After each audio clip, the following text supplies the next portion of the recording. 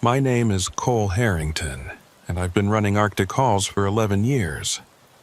That's long enough to know the Dalton Highway doesn't forgive mistakes, and winter up here isn't a season, it's a state of mind. When people ask what it's like driving through polar night, I tell them to imagine being swallowed whole. No sun for weeks. Just this endless, crushing dark that presses against your windshield like something alive.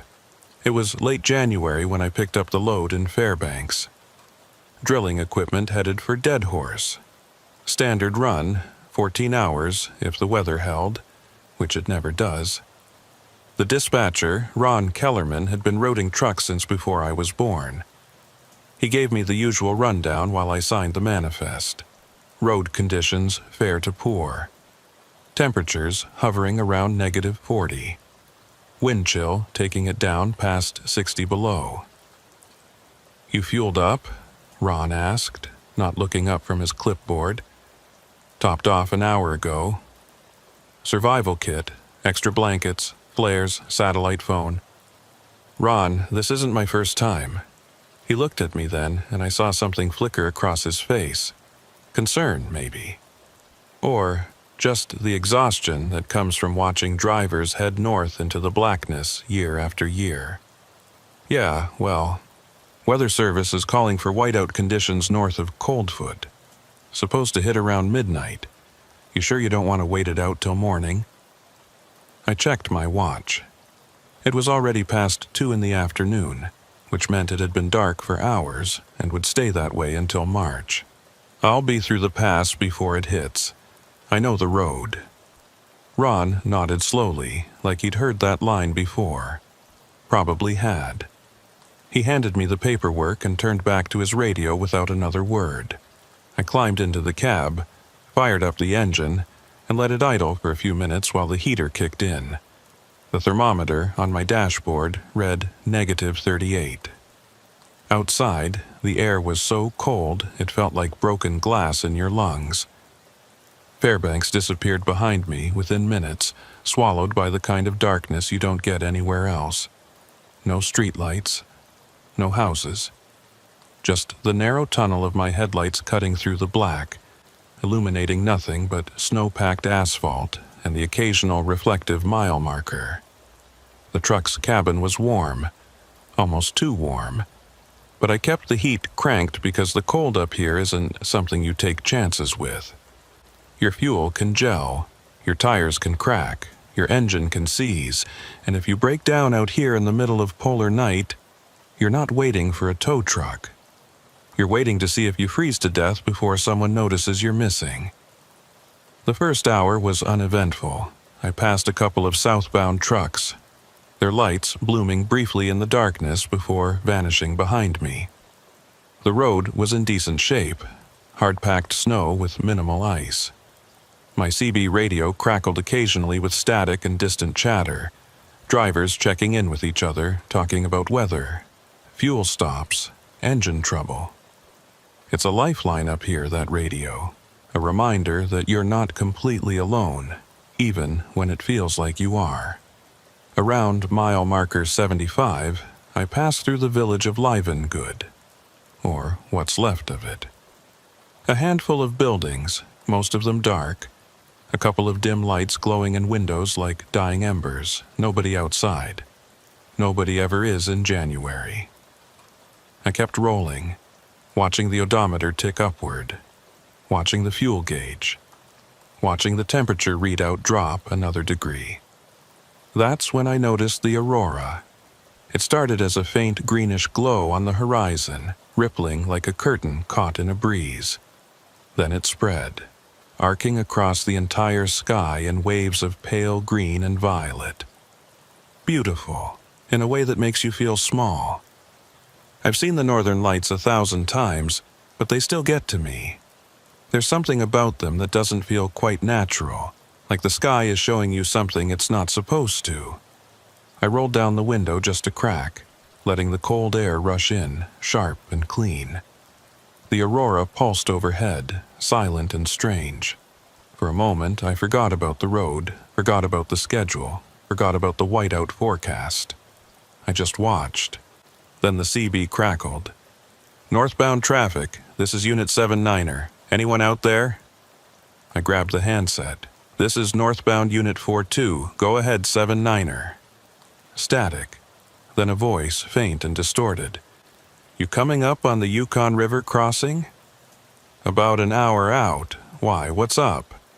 More static. The voice came back, clearer this time. "Just, be careful up there. Road's been weird tonight." I frowned. "Weird how?" No response. Just the hiss of empty air. I waited, watching the radio, but the voice didn't come back. I keyed the mic again. 79er, you still there?" Nothing. I hung the handset back on the clip and kept driving. Weird wasn't a word you wanted to hear on the Dalton, but it also wasn't unusual. Guys got spooked out here. The darkness, the isolation, the cold. It messed with your head if you let it. I'd heard stories, drivers seeing things that weren't there, lights in the distance that never got closer, voices on the radio that shouldn't exist. I didn't put much stock in it. The mind plays tricks when you're tired and alone. But I couldn't shake the feeling that something had shifted. The aurora was brighter now, casting a pale, sickly glow over the snow. The road ahead looked different somehow, flatter, smoother, like the texture had been erased. I slowed down just a little and tightened my grip on the wheel. My headlights swept across the mile marker, 98. I made a mental note. Another 70 miles to Coldfoot, where I could stop for fuel and coffee and a few minutes of human contact before pushing on to Dead Horse. That's when I saw the first sign. It was small, easy to miss. A wooden post on the side of the road, half buried in snow, with a hand-painted arrow pointing west. No words, no indication of what it was marking. Just an arrow. I'd driven this road more times than I could count, and I'd never seen that sign before. I told myself it was nothing. Someone's hunting trail, maybe, or an old access road to a mining camp. The Dalton was littered with remnants of abandoned projects, forgotten infrastructure, the bones of failed ventures. But something about that arrow bothered me. It looked fresh. The paint wasn't faded, the wood wasn't rotted. I kept driving. The temperature kept dropping. -42, -45. The air felt heavier, thicker, like the cold was pressing in from all sides. The aurora twisted overhead. No longer beautiful, just unsettling. And then the wind picked up. It started as a low moan, barely audible over the rumble of the engine. Then it grew, building into a sustained howl that shook the cab. Snow began to lift off the ground, swirling in dense clouds that blurred the road ahead. I could still see, but just barely. The visibility dropped to maybe 50 feet, then 30, then less. Whiteout. I eased off the gas, slowing to a crawl. My headlights were useless now, just reflecting back at me in a wall of white. I couldn't see the road, couldn't see the mile markers, couldn't see anything. All I could do was keep the wheel steady and hope I was still on the pavement. That's when I felt it. A change, subtle, but unmistakable. The road beneath me felt wrong, too smooth, too flat, like I drifted onto something that wasn't asphalt. I hit the brakes gently, bringing the truck to a stop, and sat there in the roaring silence listening to the wind scream. The CB crackled again. "Northbound, 42. I grabbed the handset. "This is 42. Who's calling?" Static, then faint and distorted. "Turn around." My blood went cold. "Say again?" "Turn around, before it's too late." The voice cut out. I stared at the radio, my heart pounding. The whiteout raged outside, hammering the truck, shaking the mirrors. I couldn't see anything, couldn't orient myself. For all I knew, I was sitting in the middle of the road, or worse, off it entirely. I shifted into reverse, inching backward, trying to feel for the pavement. The tires crunched over something, snow or gravel, I couldn't tell. Then the truck lurched, tilting slightly to the left. I froze, hands locked on the wheel. I was off the road, not by much, maybe a foot or two, but enough. Enough that if I wasn't careful, I could slide into the ditch and that would be it. No cell signal out here. Satellite phone in the sleeper. But if the truck was stuck, I'd be burning fuel to stay warm, and fuel doesn't last forever. I took a breath, steadied myself, and eased forward. The tires spun for a second, then caught. The truck lurched back onto solid ground. I exhaled, slow and controlled, and kept moving, barely touching the gas, feeling my way through the storm. And then, just as suddenly as it started, the whiteout stopped. The wind died, the snow settled, the air cleared. I could see again, headlights cutting through the darkness, illuminating the road ahead. I checked my mirrors, nothing behind me but empty highway and swirling snow. I checked the odometer. I'd only moved a quarter mile, maybe less. I looked at the mile marker ahead, the same one I'd passed 10 minutes ago. I stared at it, my mind trying to process what I was seeing. That wasn't possible. I'd been moving forward the entire time. I hadn't turned around. I hadn't looped back. But there it was, mile marker 98, exactly where I'd seen it before. I grabbed the CB. "Anyone on this channel? This is Unit 42. Can anyone hear me?" Static. No response. I tried again. "Ron, if you're listening, this is Cole. I'm north of Livengood, and something's not right. Please respond." Nothing. The aurora pulsed overhead, brighter now, casting long shadows across the snow. I sat there, engine idling, staring at that mile marker. My hands were shaking, not from the cold, from something else. I put the truck in gear and started driving again, faster this time, pushing past the marker, past the spot where I'd seen the arrow, past the place where the whiteout had hit. I didn't look back. I didn't stop. I just drove, counting the mile markers as they passed, making sure they were going up and not repeating. The road stretched ahead, straight and empty. The wind had died completely. The aurora faded, leaving only the black sky and the pale glow of starlight. Everything was quiet. Too quiet. And that's when I saw the shack. It appeared on the left side of the road, barely visible in the darkness, a small wooden structure maybe 10 feet by 10 feet with a single window and a door. No lights inside, no smoke from the chimney, just a building, sitting there in the middle of nowhere where no building should be. I slowed down, staring at it. I'd driven this road dozens of times. There was no shack at mile 115. There were no structures at all between Livengood and Coldfoot except for the occasional maintenance shed, and those were marked on the map. This wasn't on any map. I pulled over, letting the truck idle, and grabbed my flashlight. The temperature outside was brutal, -47, but I needed to see, needed to understand what I was looking at. I climbed out of the cab, boots crunching on the frozen ground, and walked toward the shack. The wind had picked up again, not a whiteout, just a steady, biting breeze that cut through my layers like they weren't even there. My breath hung in the air, crystallizing instantly. The flashlight beam swept across the shack's exterior. Old wood, weathered but not rotten, no snow on the roof, which was strange. Everything up here gets buried in snow. But the roof was clear, like someone had brushed it off recently. I stepped closer. The door was shut.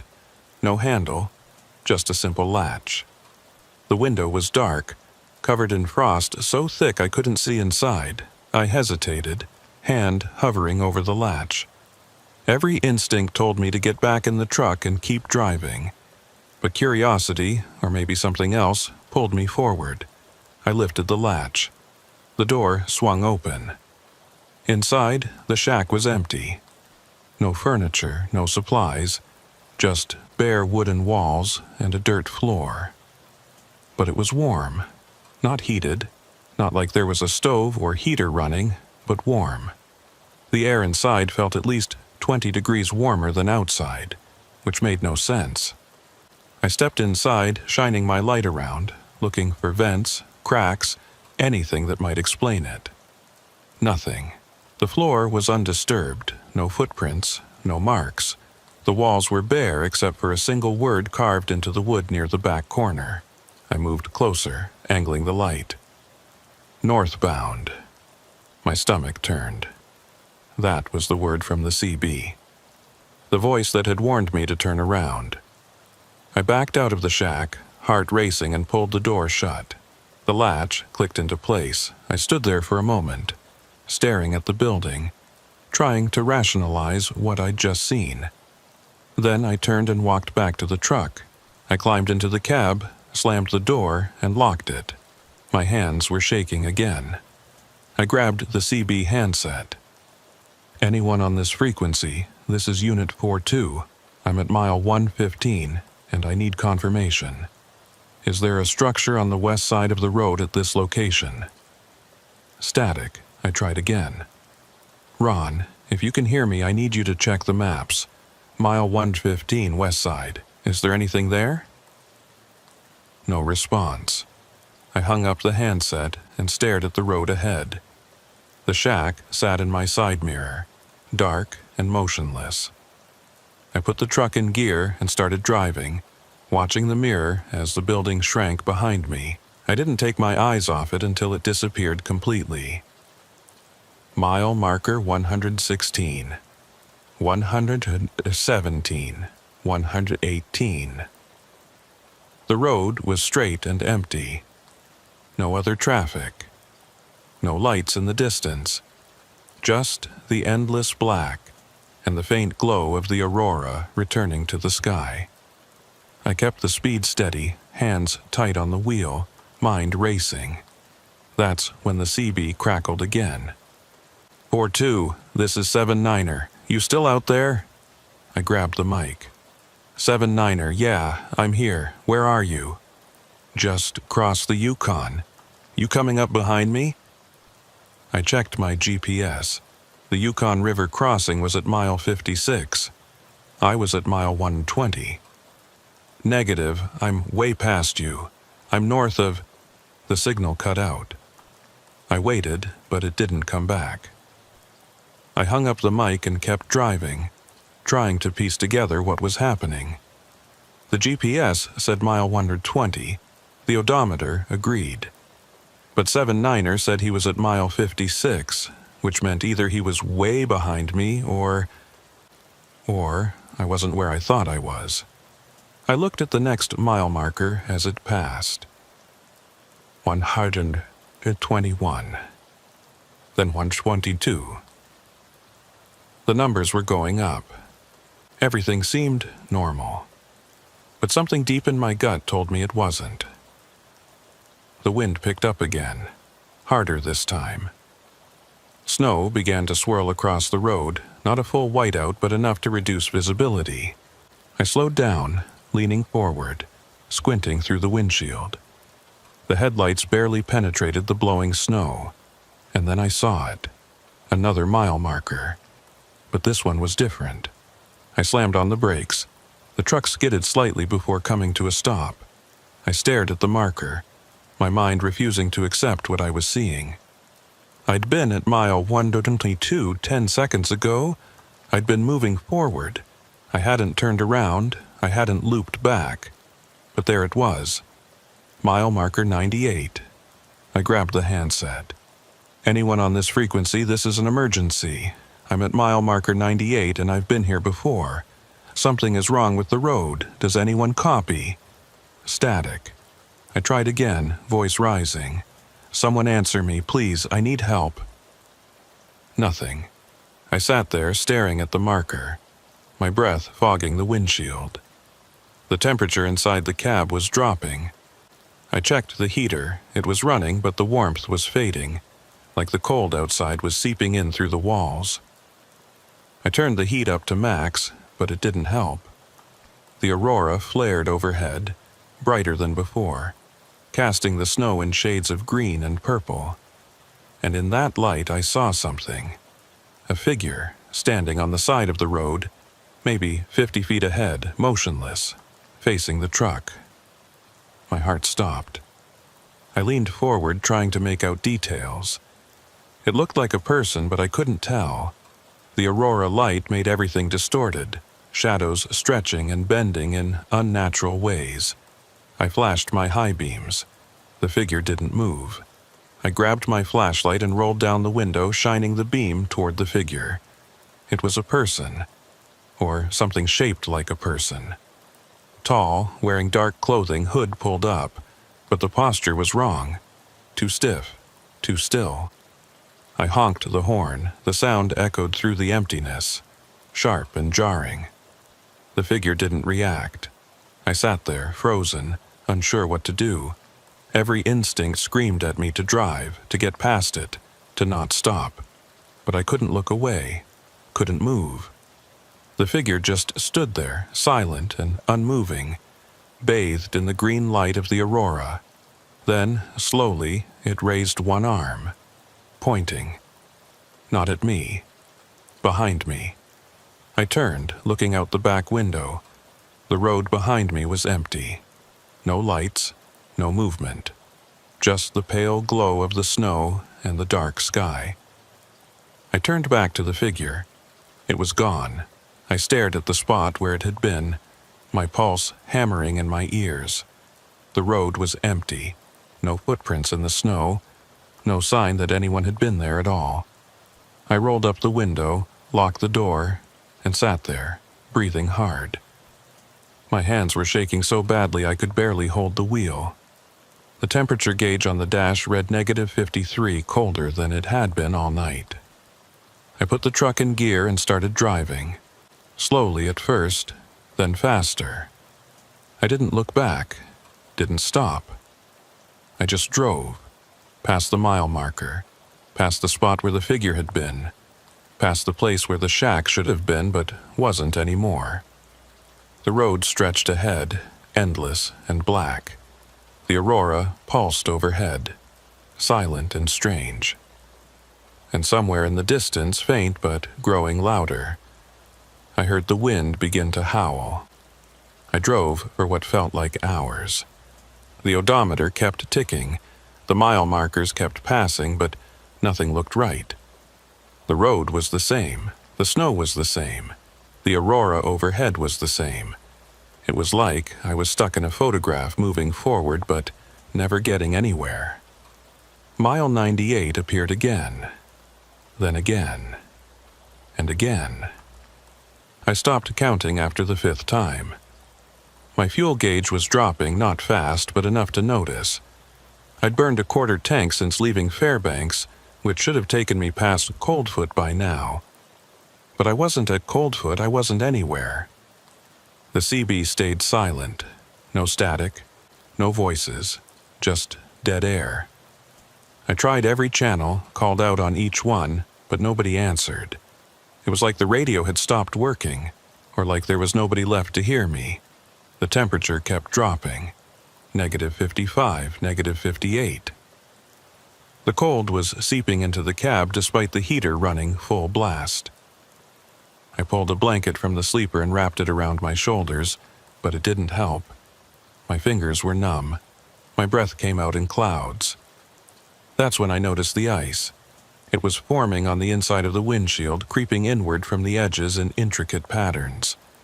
Frost flowers, they call them. Beautiful in any other context. Terrifying when they start forming inside your cab. I cranked the defroster, but the ice kept spreading. Within minutes, my view was half obscured. The world outside reduced to a narrow tunnel of visibility.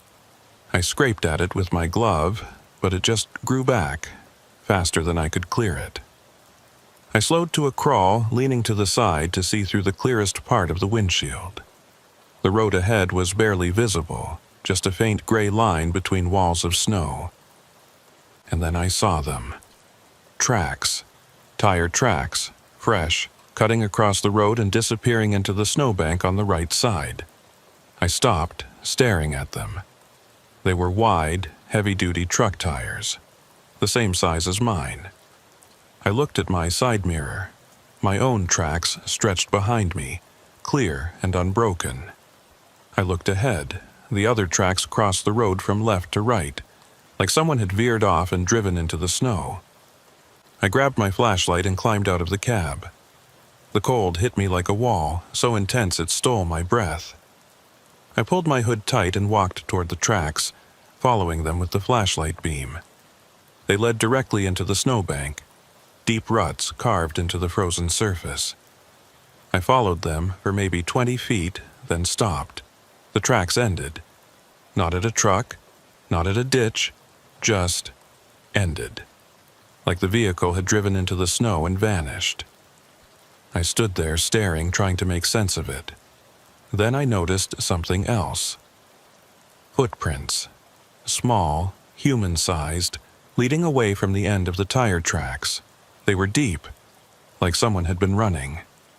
I followed them with my light, tracking them across the snow toward the tree line. They stopped at the edge of the trees. No entry point. No continuation. Just stopped. I backed away, my heart pounding, and returned to the truck. I climbed into the cab, slammed the door, and locked it. My hands were so cold I could barely feel them. I turned the heater up again, even though I knew it wasn't helping. That's when I saw it in my side mirror, the shack. It was back. Same location, same appearance, sitting on the left side of the road where it had been before. But I'd driven past this spot 6 times. It hadn't been there.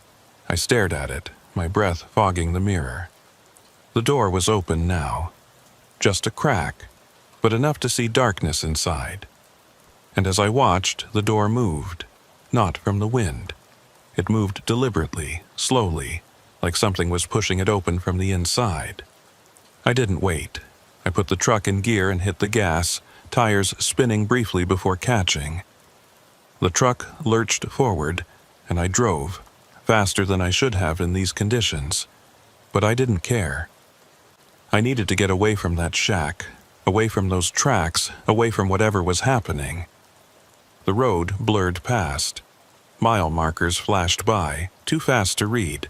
The aurora overhead twisted and writhed, no longer beautiful, just alien. Wrong. The wind screamed, and the snow swirled, and the ice on my windshield grew thicker. Then I saw the lights. 2 points of white, far ahead, barely visible through the snow. Another truck heading south, toward me. I flashed my high beams, desperate for contact, for confirmation that I wasn't alone out here. The lights grew brighter, closer. I could make out the shape now, a big rig, same model as mine. It was moving fast, too fast for these conditions. I eased off the gas, pulling to the right to give it room. The truck roared past me, horn blaring. I caught a glimpse of the driver, hood up, face hidden, and on the side of the trailer, painted in faded letters, Harrington Freight. My company. My truck. I watched in the mirror as it disappeared behind me, the taillights fading into the snow. My hands were frozen on the wheel. My mind was spinning. That wasn't possible. I was driving my truck. There was only one unit out here, unless I'd been seeing myself. Seeing the loop from the outside. I slammed on the brakes, bringing the truck to a stop. I sat there, engine idling, staring at the empty road ahead. My breath was coming in short, sharp gasps. The temperature gauge read -61. That's when the CB crackled. 4-2, this is 7-9er. I'm at mile 98, you nearby? I grabbed the mic, my voice hoarse. 7-9er. Where are you coming from? South, just left Coldfoot. Why? What's your position right now? Mile 98, like I said. You okay, 4-2? I looked at the mile marker ahead, mile 98. 7-9er. I'm at the same marker. I'm looking at it right now. Silence, then. That's not possible. I'm here. I'm looking at the road. You're not here. My stomach dropped. 7-9er. I need you to describe what you see. snow, road, Aurora. Nothing else. No trucks. I stared at the CB, my mind racing. 7-9er, do you see a shack? Small building, west side of the road? A long pause, then, negative, no structures, just empty road. I hung up the mic and sat there, trembling. The heater was making a strange noise now, a rattling that hadn't been there before. The frost on the windshield had spread to cover almost the entire surface. I could barely see, and then, faint but unmistakable, I heard it. Footsteps, outside the truck, crunching through the snow, slow, deliberate, circling the cab. I froze, listening. The footsteps stopped at the driver's side door. I turned my head slowly, looking at the window. The frost was too thick to see through, but I could make out a shape. A shadow, standing just outside. A hand pressed against the glass. Fingers spread wide, leaving marks in the frost. Then a voice, muffled and distant. Northbound. The same word from the CB. The same word carved in the shack. I didn't move. Didn't breathe. The hand slid down the glass, leaving smeared trails in the frost, then disappeared. The footsteps resumed, moving around the front of the truck, passing the passenger side, circling back to the rear. Then they stopped. I waited, listening. The wind howled. The aurora flared. But the footsteps didn't return. I counted to 60, slow and controlled, then grabbed my flashlight and the satellite phone from the sleeper. I climbed into the passenger seat, unlocked the door, and opened it just a crack. The cold rushed in, brutal and immediate. I shined the light outside. The snow around the truck was undisturbed. No footprints, no marks, nothing. I closed the door, locked it, and climbed back into the driver's seat. My hands were shaking so badly I could barely hold the phone. I powered it on, waiting for the signal. 1 bar, then 2. I dialed Ron's number. It rang, once, twice, then connected. Cole? Ron's voice, clear as day. Ron, I'm in trouble. Something's wrong with the road. I keep seeing the same mile marker. I need help. Cole, slow down. What's your position? Mile 98. I've been here for hours. I can't get past it. Silence, then. Cole, that's not possible. GPS shows you at mile 167. I looked at the mile marker outside. 98. Ron, I'm looking at it right now. It says 98. Cole, your tracker shows you just south of Coldfoot. You're almost there. You should be seeing lights by now. I stared at the phone, my mind spinning. Ron, there are no lights. There's nothing. Just snow and dark. Another pause. Cole, I need you to pull over and check your equipment. Your GPS might be faulty, but you need to get to Coldfoot. Your fuel is low. I know my fuel is low. I've been trying to get there. Cole, you're 15 miles out.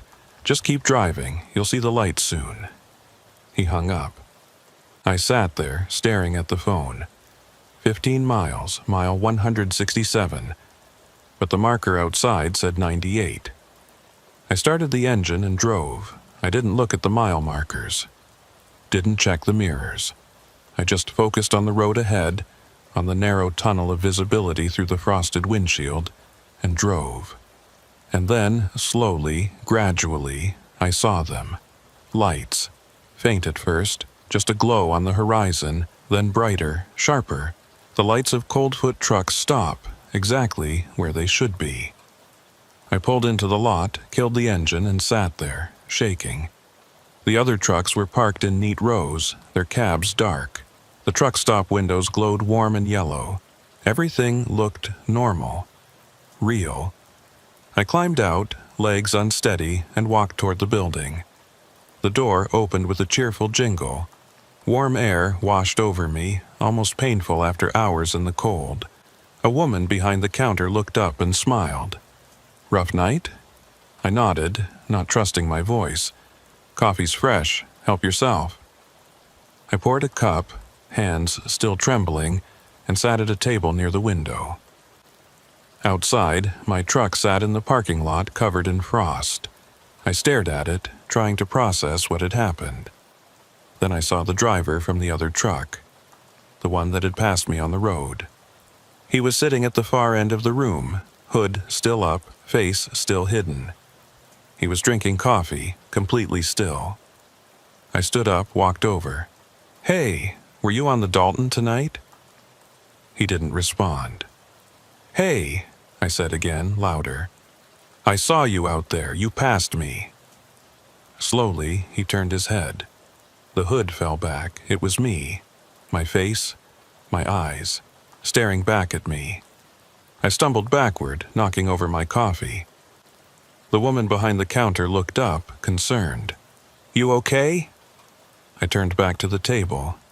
It was empty. The man was gone. The coffee cup was gone, like he'd never been there. "Did you see?" I started, but the words died in my throat. The woman frowned. "See what, honey?" I shook my head, backing toward the door. "Nothing. I'm fine." I left the truck stop, climbed back into my cab, and locked the doors. I sat there, staring at my reflection in the rearview mirror, making sure it was real, making sure it was just me. I didn't sleep that night. I just waited for dawn, which I knew wouldn't come. I made it to Dead Horse 3 days later. The run should have taken 14 hours. It took me 72. I don't remember most of it, just driving, stopping, driving again. The whiteouts came and went. The road stretched on. The aurora danced overhead. When I finally delivered the load, the receiving clerk looked at his clipboard and frowned. "You're late." "I know. 3 days late. You have any idea how much this cost us?" I didn't answer. I just handed him the paperwork and walked back to my truck. Ron called an hour later, his voice tight with frustration. "Cole, what the hell happened out there?" "I got lost." "Lost? You've been running that road for 11 years. How do you get lost?" I didn't have an answer, not one that would make sense. "Your GPS log doesn't match your timeline," Ron continued. "According to the tracker, you made the trip in standard time. But you're 3 days late. It doesn't add up." "I know." "Cole, I need more than that. I need an explanation." I closed my eyes, leaning back against the seat. "I don't have one."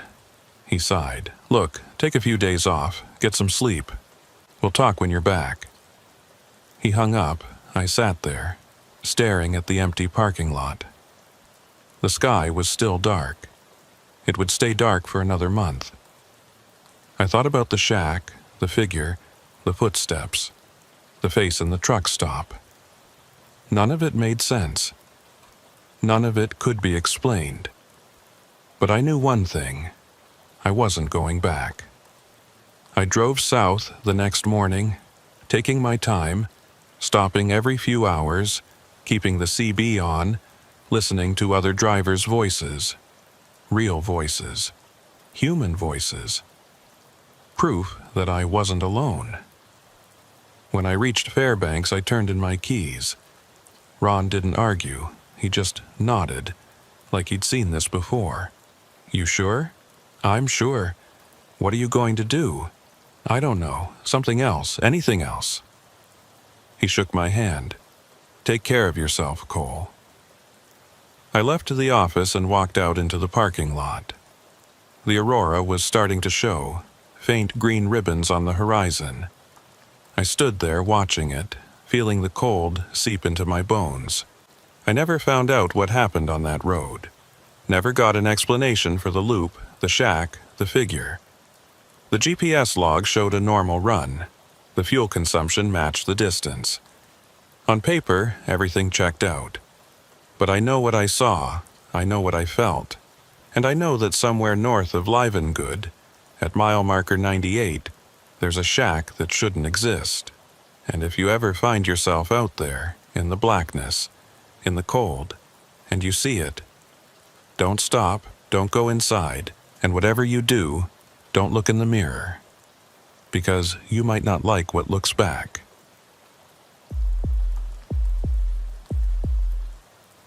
My name is Reed Walker, and I've been hauling freight through the Yukon Territory for the better part of 16 winters. That's long enough to know that the silence up here isn't really silence at all. It's something else, something that presses against your eardrums and makes you hyper-aware of every small sound. The tick of cooling metal, the whisper of wind through a crack in the door seal, your own heartbeat, amplified in the darkness until it sounds like distant thunder.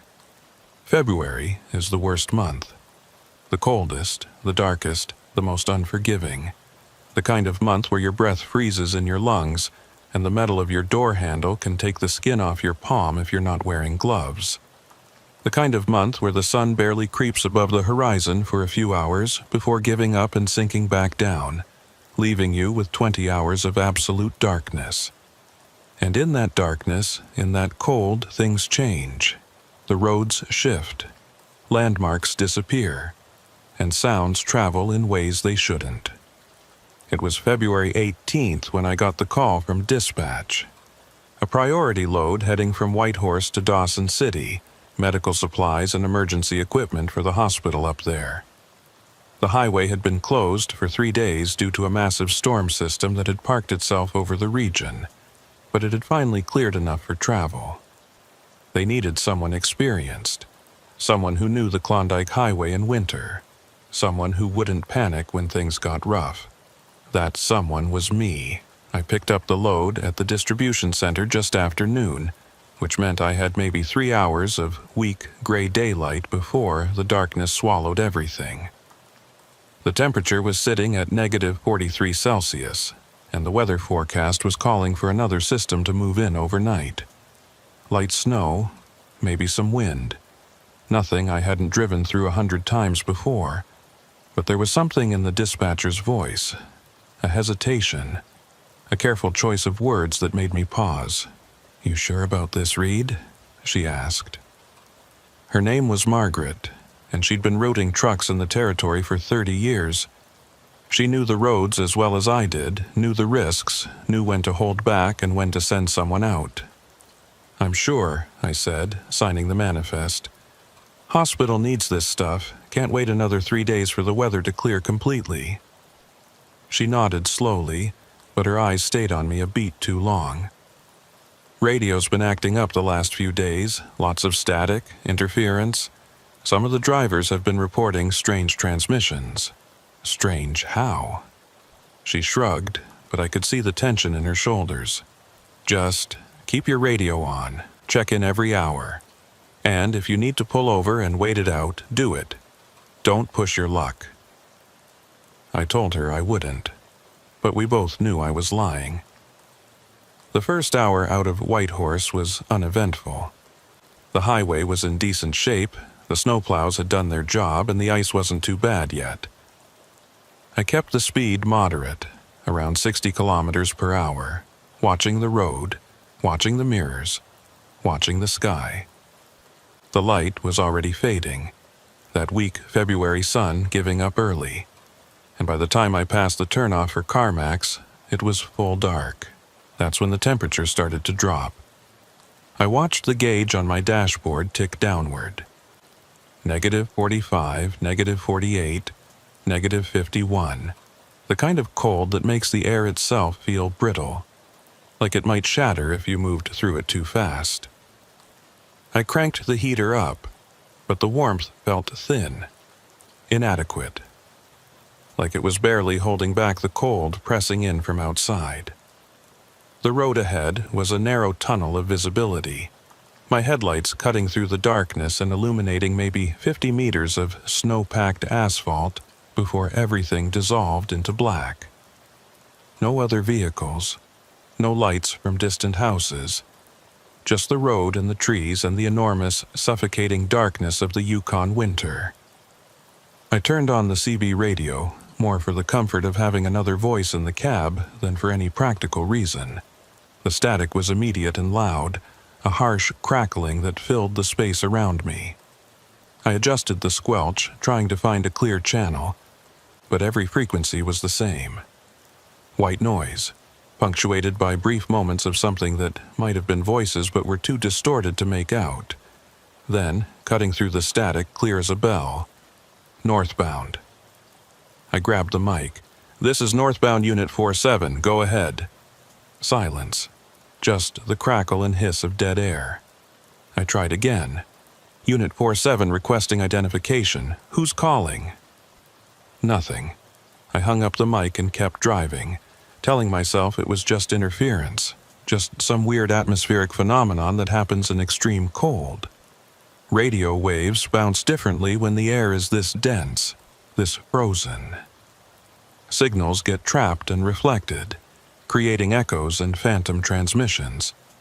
It was nothing, but I couldn't shake the feeling that the voice had been directed at me, that someone, somewhere, was calling out specifically to me. The kilometers ticked by slowly. I passed through the tiny settlement of Pelly Crossing, just a handful of buildings clustered around the highway, all dark and shuttered against the cold. No signs of life, no smoke from chimneys. Just empty structures and the pale glow of a single streetlight illuminating falling snow. The snow had started about 20 minutes earlier, light at first, just a few flakes drifting down through the headlight beams. But it was getting heavier now. Thicker, the flakes larger and wetter despite the temperature. I could feel the road changing beneath me, the texture shifting from hard-packed snow to something slicker, more treacherous. Black ice, the most dangerous thing you can encounter on a winter highway. A thin, transparent layer of ice that forms on the road surface, invisible in the dark, impossible to see until your tires are already sliding across it. I eased off the gas, slowing down to 40 kilometers per hour, then 30, feeling for grip, testing the road with tiny adjustments to the steering wheel. The truck responded normally, the tires held, but I could feel it under there, that slickness, that lack of traction. One wrong move and I'd be in the ditch. That's when I heard it again. Northbound. Same voice, same clarity. But this time there was something else underneath it. A texture, a quality I couldn't quite identify. It sounded wrong. Like a human voice being played through a speaker that wasn't quite calibrated correctly. The pitch was off, the rhythm was off, the way the word hung in the air was off. I didn't respond. I just listened, waiting to see if anything else came through. The static continued, but beneath it, I could hear something new. A low, rhythmic sound like breathing. Slow and steady, in and out, in and out. I reached over and turned off the radio. The silence that followed was immediate and oppressive, broken only by the rumble of the engine and the whisper of the tires on ice. But even with the radio off, I could still hear it. That breathing, faint but present, coming from somewhere inside the cab. I looked around, checking the sleeper, checking the passenger seat, checking everywhere. Nothing, just me and my gear in the empty space. But the sound persisted, quiet but unmistakable. Then I realized where it was coming from. The vents. The heater vents were carrying the sound, pulling it in from outside and circulating it through the cab. I reached over and turned off the fan. The breathing stopped. I sat there, in the silence, hands tight on the wheel, trying to convince myself I'd imagined it. That it was just the wind, or the sound of air moving through the heating system, or my own breath echoing back at me in the enclosed space. But I knew better. I'd been driving long enough to know the difference between normal sounds and something else. The snow was coming down harder now, reducing visibility to maybe 20 meters. I slowed even more, leaning forward, squinting through the windshield. The road was barely visible, just a vague, gray impression between walls of darkness. I couldn't see the center line, couldn't see the shoulder. All I could do was keep the truck moving straight and hope I was still on the pavement. That's when the first impact came. A solid thump against the driver's side of the cab, low down, near the door. Not a rock or debris, too deliberate, too heavy. It felt like something had struck the truck with force. I hit the brakes gently, bringing the truck to a stop, and grabbed my flashlight. The temperature outside was brutal, but I needed to see what had hit me. I pulled on my parka, my gloves, my face mask, and opened the door. The cold was instant and vicious, cutting through my layers like they weren't there. My breath froze in front of my face, crystallizing immediately. The snow was falling thick and fast, swirling in the beams of the truck's lights. I climbed down, boots crunching on the ice, and moved toward the side of the cab, shining my flashlight along the metal. No damage, no dents, no marks. The side of the truck was pristine, covered in a thin layer of frost and snow, but otherwise untouched. I checked the ground around the truck, looking for whatever had hit me. Nothing. No rocks, no branches, no debris. Just snow and ice and the empty road stretching away into darkness. And then I saw them. Footprints. Fresh footprints in the snow, leading away from the truck and disappearing into the darkness beyond the range of my flashlight. They were human-sized, deep impressions made by someone walking in heavy boots. But they didn't come from anywhere. They started right next to the truck, like someone had been standing there and then walked away. I followed them with my light, tracking them across the snow. They went in a straight line for maybe 10 meters, then stopped. Just ended. No turn, no continuation, just stopped mid-stride like the person had vanished. My heart was pounding now, the sound of it loud in my ears. I swept the light around, checking the trees, checking the road, checking everywhere. Nothing moved. Nothing made a sound. Just the wind and the falling snow and my own ragged breathing. I backed towards the truck, keeping the light moving, and climbed into the cab. I slammed the door shut and locked it, fingers fumbling with the mechanism. The warmth inside felt artificial, fragile, like it could be stripped away at any moment. I sat there, staring out at the footprints through the windshield. They were already being covered by fresh snow, the edges blurring, the depth filling in. Within a minute, they'd be gone completely. I grabbed the CB mic, turned the radio back on, and keyed it. This is Unit 47 requesting assistance.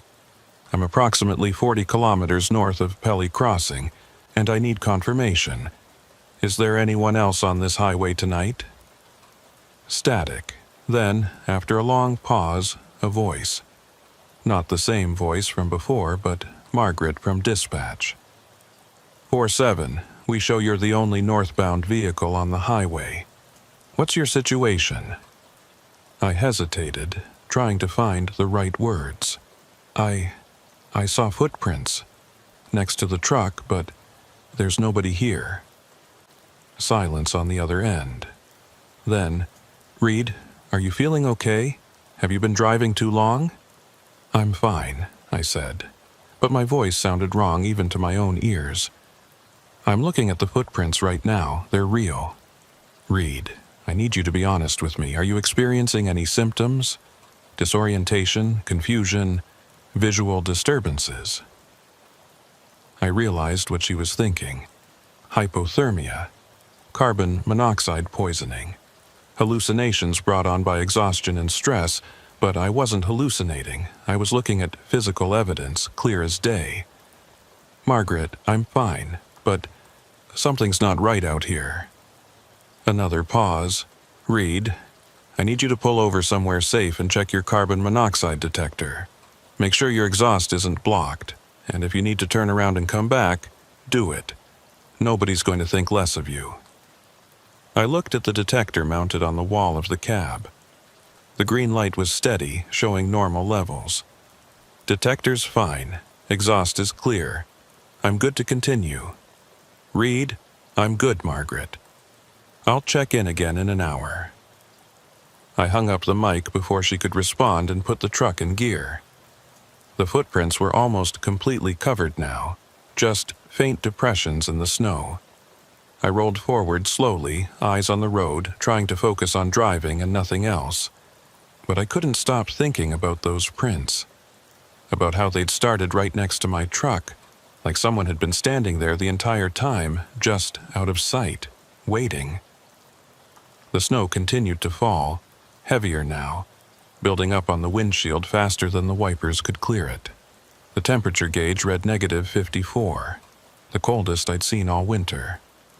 And somewhere in the distance, faint but growing louder, I could hear the wind beginning to howl. The road ahead narrowed, flanked on both sides by dense forest. The trees pressed in close, their branches heavy with snow, creating a tunnel effect that made the darkness feel even more oppressive. I kept the speed steady, around 30 kilometers per hour, both hands on the wheel, eyes scanning constantly. That's when the CB crackled again. Northbound. The same voice, but closer now, louder, like whoever was speaking was right next to me. I grabbed the mic. "Who is this? Identify yourself." No response. Just that breathing again, slow and steady, coming through the speaker. "This is a restricted emergency frequency," I said, voice rising. "Identify yourself immediately, or I'm reporting this to authorities." The breathing stopped. For a moment, there was just static. Then, soft and clear, "Behind you." I spun around, looking at the sleeper berth, at the empty space behind the seats. Nothing there. Just my gear and supplies and the darkness beyond the small overhead light. But when I turned back to face the windshield, I saw it. A figure standing in the middle of the road, maybe 20 meters ahead, just at the edge of my headlight beams. Tall, wearing dark clothing, completely motionless. I hit the brakes, feeling the truck slide slightly on the ice before coming to a stop. The figure didn't move. I stared at it, my breath coming fast and shallow. It looked like a person, same height and build as an adult human, but there was something wrong about the proportions. The arms hung too low. The head was tilted at an angle that didn't look natural. I flashed my high beams. For a brief moment I saw it clearly, and what I saw made my blood run cold. It wasn't wearing dark clothing, it was dark. The entire figure was black, like a cutout in reality. A human-shaped void that absorbed light instead of reflecting it. And where its face should have been, there was nothing. Just smooth, featureless darkness. I blinked, and it was gone. The road ahead was empty. No figure, no footprints. Just falling snow and the pale illumination of my headlights. I sat there frozen, trying to process what I'd just seen.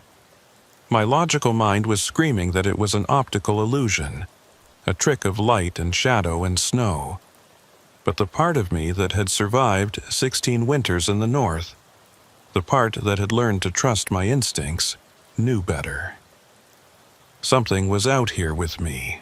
I put the truck in gear and started moving again, faster now, pushing the speed up to 45 despite the conditions. I needed to get through this section of highway, needed to reach somewhere with lights and people and the reassuring solidity of civilization.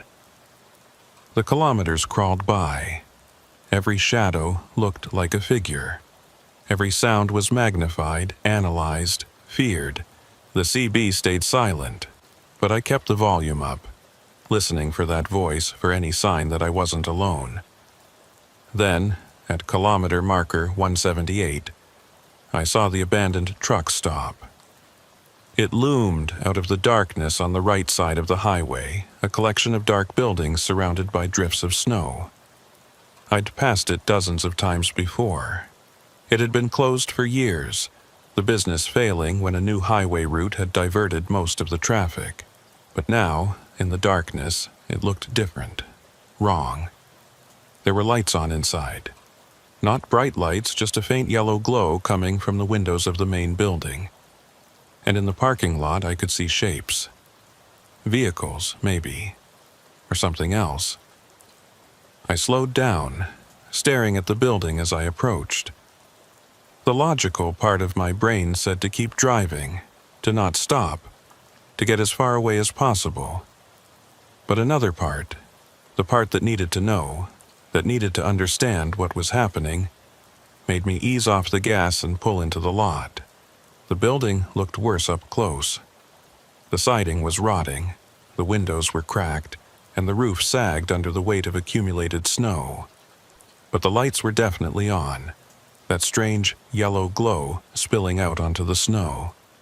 I parked the truck, keeping the engine running, and sat there, staring at the building.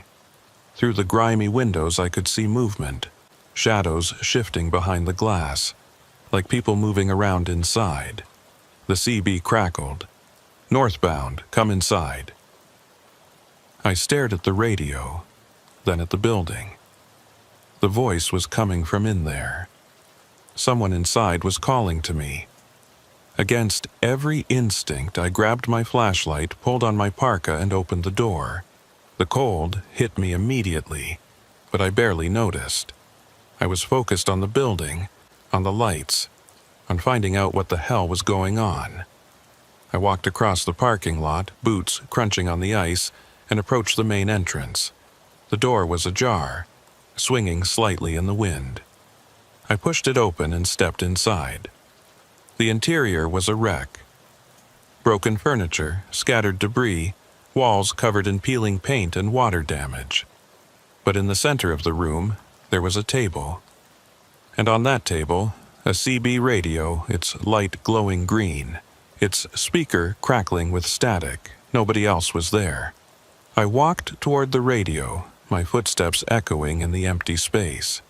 The building smelled of mold and rot and something else, something acrid and chemical. I reached out and touched the radio. It was warm. Someone had been here recently. Someone had left this running. I picked up the handset and keyed it. "Who's out there? Who's been calling me?" Static, then that breathing again, coming through the speaker, but it wasn't coming from the radio. It was coming from behind me. I turned slowly, shining my flashlight toward the back of the room, and there, in the shadows beyond my beam, I saw them. Figures, multiple figures, standing in a line, motionless, watching me. I backed toward the door, keeping my light on them. They didn't move, didn't react, just stood there in perfect stillness. I reached the door, stumbled out into the cold, and ran back to my truck. I climbed into the cab, slammed the door, locked it, and threw the truck into gear. The tires spun on the ice for a moment before catching, and I pulled out of the lot, back onto the highway, driving faster than was safe.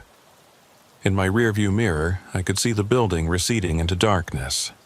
The lights were still on, and in the doorway, I could see shapes, multiple shapes, standing there watching me go. I didn't look back again. I drove for another hour without stopping, pushing the truck to its limits on the icy road. My hands were shaking, my breath coming in short gasps, my mind racing through what I'd seen. The logical explanations kept crumbling under the weight of evidence. Squatters in the abandoned building, maybe. People living rough in the winter.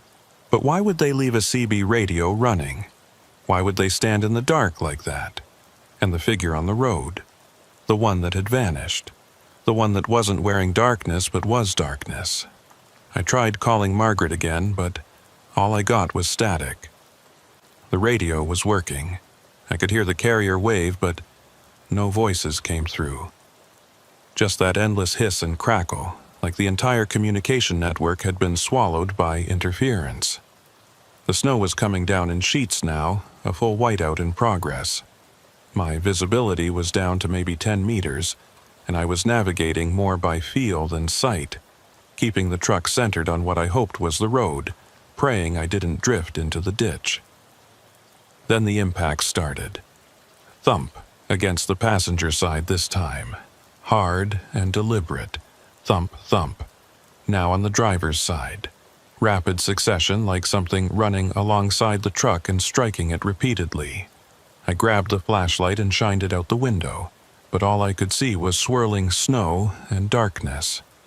The impacts continued, moving from the front of the cab to the back, following the length of the trailer. Like something was pacing the truck, matching its speed, reaching out to touch it as it passed. Thump. Thump, thump. I hit the gas, accelerating despite the conditions, trying to outrun whatever was out there. The speedometer climbed to 60, then 70. The truck shuddered on the ice, fishtailing slightly, but I kept the pressure on. The impact stopped. I eased off the gas, letting the speed drop back down to a safer level. My heart was hammering, my palms slick with sweat despite the cold. I checked the mirrors, looking for anything following me, but all I saw was white. That's when the CB crackled again. "Northbound, stop!" I ignored it, keeping my eyes on the road. "Northbound, stop, please." There was desperation in the voice now, not threat, but pleading. Like whoever was out there needed me to stop, needed me to help. "Who are you?" I asked, keying the mic. "What do you want?" No response, just static. Then, breaking through the interference, a new voice. Female this time, younger, scared. "Please, we need help. We're stuck. We've been stuck for days." I felt my chest tighten. The trucker in me, the part that had been trained to help people in distress, warred with the part that had seen things tonight I couldn't explain. "Where are you?" I asked carefully. "Up ahead, kilometer 195. We're in the ditch. Please, it's so cold." I checked my GPS. I was at kilometer 188. 7 kilometers to go. 7 kilometers to decide whether I was driving into a trap or toward people who genuinely needed help. "How many are you?" I asked. Static. Then, 4, 2 adults, 2 children. Our vehicle broke down. The heater stopped working. We've been trying to signal for help, but nobody's come. 2 children. The words hit me like a physical blow. If there were kids out there, kids in distress, I couldn't just drive past. No matter what I'd seen, no matter what my instincts were telling me. "I'm coming," I said. "Hold tight, 7 minutes." I pushed the speed up again, carefully, watching the road, counting down the kilometers. 9, 190, 191. R1. The snow was starting to lighten, the whiteout breaking up into scattered flurries. I could see further now, maybe 20 meters. Then I saw them, or rather, I saw the lights. Hazard lights flashing on the right side of the road, partially buried in the snow. A vehicle, nose first in the ditch, exactly where the voice had said. I pulled over, set my own hazards, and grabbed my emergency kit.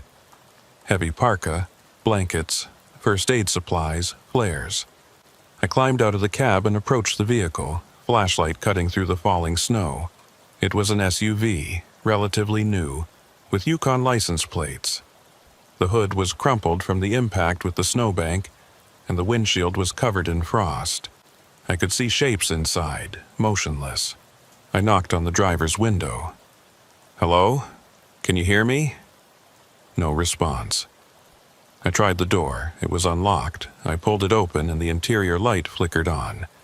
The vehicle was empty. No people, no adults, no children. Just empty seats and a CB radio mounted on the dash, its light glowing green. I backed away, my breath fogging in the cold air. The radio crackled. "Northbound." I ran back to my truck, threw the door open and climbed inside. I locked the doors, put the truck in gear, and accelerated away from the abandoned SUV. In my mirror, I could see the hazard lights still flashing, growing smaller, then disappearing as I rounded a curve. My hands were shaking so badly I could barely hold the wheel. Someone had set that up. Someone had called me on the CB, used a woman's voice, mentioned children. all to get me to stop. But why? What did they want? I grabbed my own CB mic and keyed it, broadcasting on the emergency channel. This is Unit 47 broadcasting in the clear. There is a situation on the Klondike Highway, kilometer 195. Abandoned vehicle in the ditch, possible distress call that was faked. I am proceeding north. If anyone can hear this, please respond. Static. Just endless static. Then, cutting through. Behind you. I looked in the mirror. The road behind me was empty. Just a tunnel of darkness beyond the reach of my taillights. Behind you, the voice repeated. Clearer now, urgent. I adjusted the mirror, angling it to see further back, and there, at the very edge of visibility, I saw them. Lights. Headlights. Approaching fast. A vehicle was coming up behind me, moving at a speed that was reckless for these conditions. I could see it now, a large truck, similar to mine, closing the distance rapidly. I sped up, trying to maintain some space, but the other vehicle kept pace. It was right on my tail now, high beams on, filling my mirrors with blinding light. Then it pulled alongside me. I glanced over, trying to see who was driving, but the other cab was dark. No interior lights, no visible driver, just a massive shape moving in parallel with me, matching my speed exactly. The CB crackled. Northbound. The voice was coming from the other truck. I was certain of it now. What do you want? I shouted into the mic, not caring if anyone else heard. The other truck edged closer, narrowing the gap between us. We were side by side on the highway, two massive vehicles racing through the darkness at 70 kilometers per hour. Then it swerved toward me. I yanked the wheel to the right, barely avoiding collision. My truck shuddered as the right side tires caught the shoulder, then pulled back onto the pavement. The other vehicle swerved with me, staying parallel, like it was hurting me somewhere. Northbound, turn here. I saw it ahead, a turnoff, barely visible, marked by a small reflective sign. The other truck was pushing me toward it, forcing me to take the exit. I had a choice: fight for control of the highway, risk a collision at high speed on ice, or take the turnoff and see where it led. I took the turnoff. The other truck didn't follow.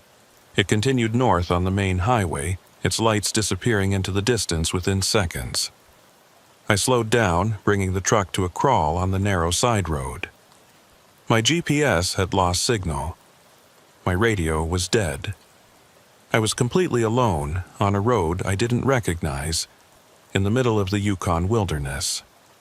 The road curved through dense forest, the trees pressing in close on both sides. The snow was deeper here, untouched, and I could feel the truck struggling through it. I should have been leaving tracks, but when I checked my mirrors, the snow behind me was smooth, unmarked, like I hadn't passed through at all.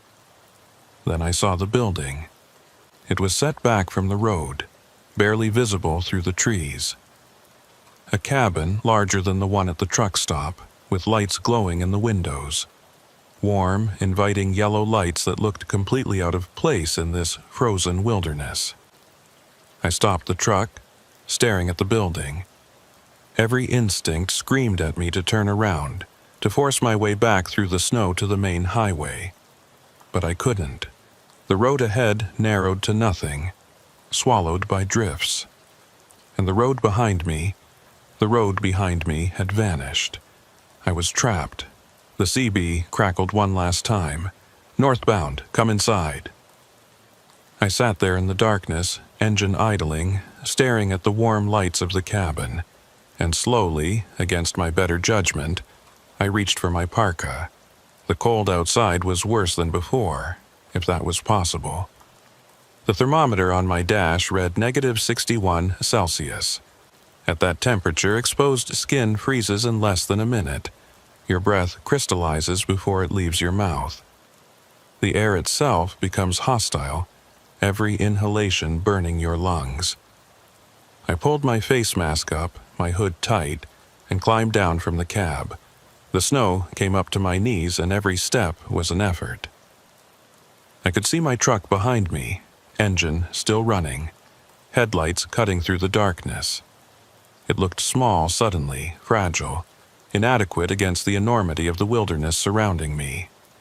The cabin was maybe 30 meters away, a solid structure, log walls chinked with what looked like fresh mortar, a steep metal roof to shed snow, windows that glowed with that impossible warmth.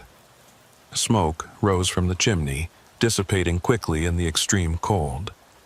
I trudged toward it, each step deliberate, watching for ice, watching for holes in the snow, watching for anything out of place.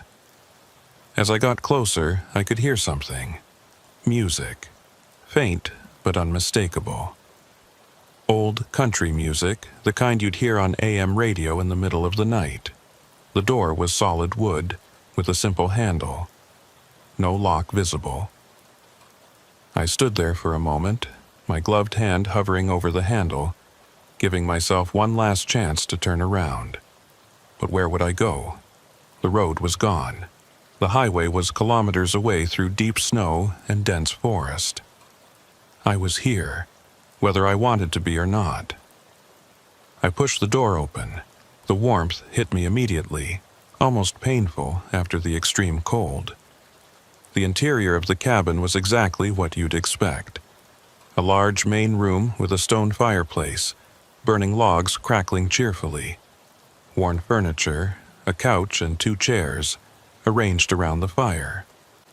A kitchen area along the back wall with an old gas stove and a sink. The music was coming from a radio on the counter, the signal clear and strong despite the isolation. And sitting in one of the chairs, facing the fire, was a man. He didn't turn when I entered, just sat there, shoulders relaxed, hands folded in his lap, staring at the flames. "Hello?" I said, my voice muffled by the face mask. He didn't respond. I pulled the mask down, stepped further into the room, and tried again. "Hello? I'm sorry to intrude, but I got pushed off the highway and—" "Sit," the man said, cutting me off. His voice was flat, emotionless. "Warm yourself." I hesitated, then closed the door behind me and moved toward the fire. The other chair was positioned to give a view of both the fireplace and the door. I sat down carefully, keeping my distance from the man, my eyes constantly moving, cataloging details. He was maybe 60, with weathered skin and gray hair pulled back in a ponytail. He wore a flannel shirt and jeans, heavy wool socks but no shoes. His hands were rough, scarred, the hands of someone who'd worked outdoors for decades. "Thank you," I said, "for the shelter." He didn't respond, just kept staring at the fire. I tried again. "I'm Reed. I'm hauling medical supplies to Dawson. Got diverted from the highway." Nothing. The silence stretched out, broken only by the crackling of the fire and the faint sound of the radio. I was starting to think he couldn't hear me or wouldn't respond when he finally spoke. "You shouldn't have come here." The words hung in the air. I felt my chest tighten. I didn't have a choice. Something on the road pushed me off. "You always have a choice," he said, still not looking at me. "You could have stopped back at Pelly Crossing, could have turned around, could have waited for the weather to clear, but you chose to keep going. And now you're here." "I didn't choose this," I said, anger creeping into my voice. "I was forced off the highway by another truck. My GPS is dead. My radio is dead. I don't even know where I am." Finally, he turned to look at me. His eyes were pale blue, almost colorless, and they held an expression I couldn't read. Not hostile, but not friendly either. Just assessing. "You're where you were always going to end up," he said. "The road doesn't make mistakes." I stood up, my hand moving instinctively towards the door. "I don't know what you're talking about, but I need to get back to the highway. Can you tell me which direction?" "Sit down," he said, and there was something in his voice that made me obey. A command, or maybe a warning. "You're not leaving tonight. The storm is getting worse, and there are things in the woods that you don't want to meet in the dark." I sat back down, my mind racing. What things? He turned back to the fire. "You've seen them already. On the road, at the truck stop, following you. They've been with you since you left Whitehorse." My blood ran cold. "How do you know about that?" "Because I see them too," he said quietly. "Everyone who comes through here sees them. The voices on the radio, the footprints in the snow, the figures that watch from the darkness. They're always here, always waiting." "Waiting for what?" He was quiet for a long moment. "Then, for people like you. People who think they can outsmart the winter. People who push too hard, who ignore the warnings, who believe they're strong enough to handle whatever the North throws at them. The wilderness doesn't care about your strength. It doesn't care about your experience. It takes everyone eventually." I shook my head. "That's not...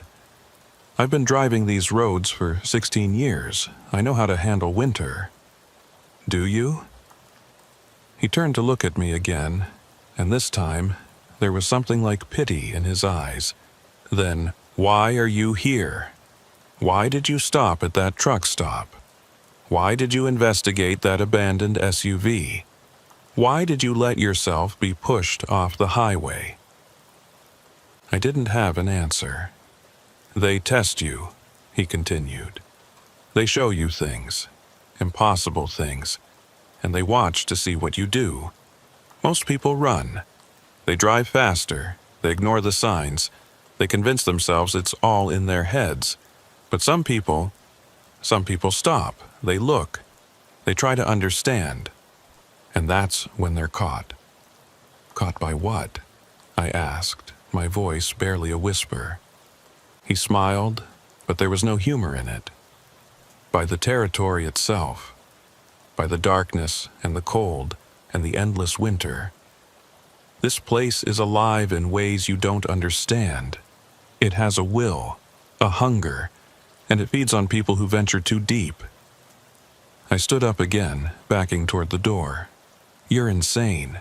"Maybe," he said, turning back to the fire. "Or maybe I'm the only one who's figured it out. Either way, you should stay here tonight. Sleep by the fire. In the morning, if the storm clears, you might be able to find your way back to the highway." "Might?"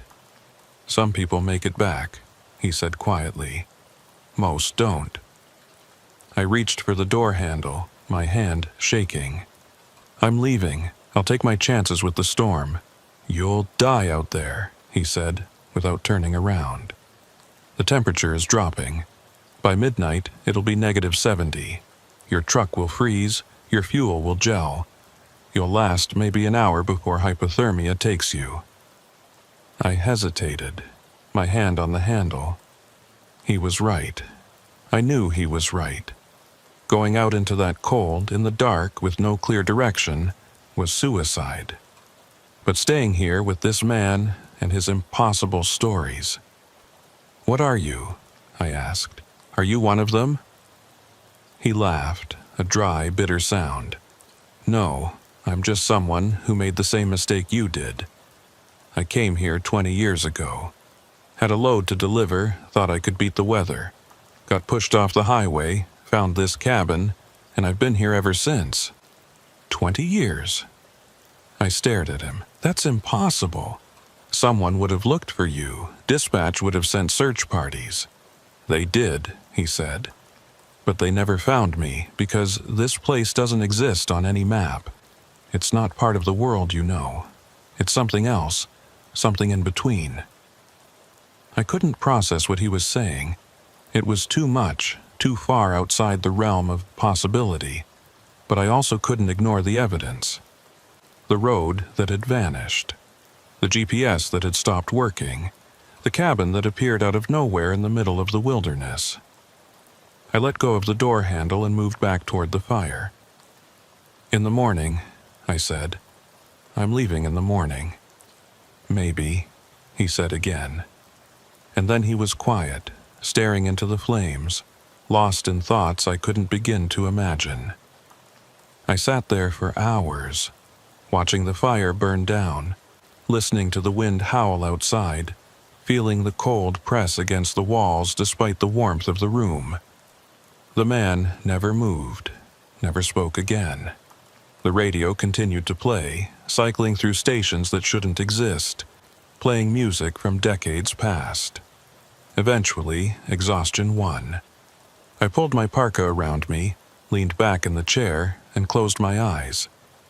Just for a moment, I told myself. Just to rest. When I opened them again, the fire had gone out.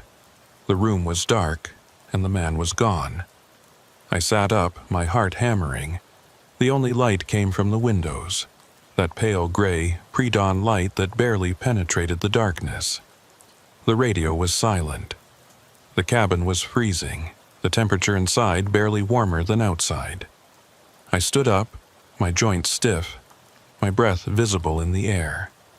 The door to the cabin was open, swinging slightly in the wind. Snow had blown in, creating a drift across the floor. I approached the door cautiously, looking out at the wilderness beyond. The storm had passed. The sky was clear, showing the first hints of dawn. And there, clearly visible in the fresh snow, was a path. Not a road, not even a trail. Just a line of footprints, leading away from the cabin and into the trees. Human footprints, the same size and shape as my own. I looked back at the cabin. In the cold light of dawn, it looked abandoned. The furniture was rotted, the logs were crumbling, and the fireplace was cold and choked with debris. This place hadn't been lived in for years. I walked back to where my truck should have been parked. The snow was undisturbed, no tire tracks, no evidence that a vehicle had ever been there. My truck was gone. I stood there in the freezing dawn completely alone, staring at empty snow where my truck should have been. And then I heard it. The CB radio, crackling to life inside the cabin. Northbound. I walked back to the cabin slowly, each step deliberate, my mind trying to process what was happening. The radio was sitting on the counter, exactly where it had been the night before. But now, in the daylight, I could see it clearly. It was old, decades old, with vacuum tubes and analog dials, the kind of radio that shouldn't work anymore, that should be sitting in a museum or a junkyard. But it was working. The green light glowed steady, and the speaker crackled with static. I picked up the handset. "Who is this?" "Northbound. Follow the path." I looked out the window at the line of footprints leading into the trees. "Where does it go? Home?" I hung up the handset and looked around the cabin one more time. In the daylight, its true state was revealed. This place had been abandoned for decades. The furniture was covered in dust and mildew. The windows were cracked. The roof had holes where you could see the sky, but it had been warm last night. The fire had been burning. The man had been sitting right there in that chair, talking to me. Either I'd hallucinated the entire thing, or something had wanted me to see it, had wanted me to believe it was real. I grabbed my emergency pack from where I'd left it by the door and stepped outside. The cold hit me immediately, but it was manageable now. Maybe -40, which felt almost warm after the extreme temperatures of the night before. I started following the footprints. They led through the forest, winding between trees, avoiding obstacles with the certainty of someone who knew exactly where they were going. I followed them for maybe 20 minutes, my breath steaming in the air, my boots crunching through the snow. Then I heard it. The sound of engines, the distant rumble of traffic. I picked up my pace, pushing through a final line of trees and emerged onto a road. Not the side road I'd been on last night, but the main highway. The Klondike Highway, exactly where it should be. And sitting on the shoulder, maybe 50 meters away, was my truck. I ran to it, my hands shaking as I tried the door. It was unlocked. I climbed inside, and everything was exactly as I'd left it. The heater was running, the radio was on. The GPS showed my location at kilometer 198 on the Klondike Highway, approximately 70 kilometers north of where I'd been pushed off the road. I sat there, staring at the dashboard, trying to make sense of it. Had I driven here and not remembered? Had I been sleepwalking? Or had something else moved the truck while I was in that cabin? The CB crackled. Unit 47, this is Dawson Dispatch, do you copy? I grabbed the mic, my voice hoarse. This is 47, I copy. 47, we've been trying to reach you for hours. What's your status? I looked at the clock on the dashboard. It read 7:43 a.m. I'd entered the cabin around midnight. That meant I'd been gone for almost 8 hours, but it had felt like minutes. I'm north of Pelly Crossing, I said.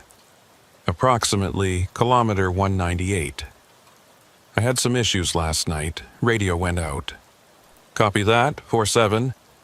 Are you able to continue to Dawson? I looked at the fuel gauge. Still 3/4 full. Looked at the temperature. -38 and rising as the sun came up. Looked at the road ahead, clear and empty. Affirmative, I said. Continuing to Dawson.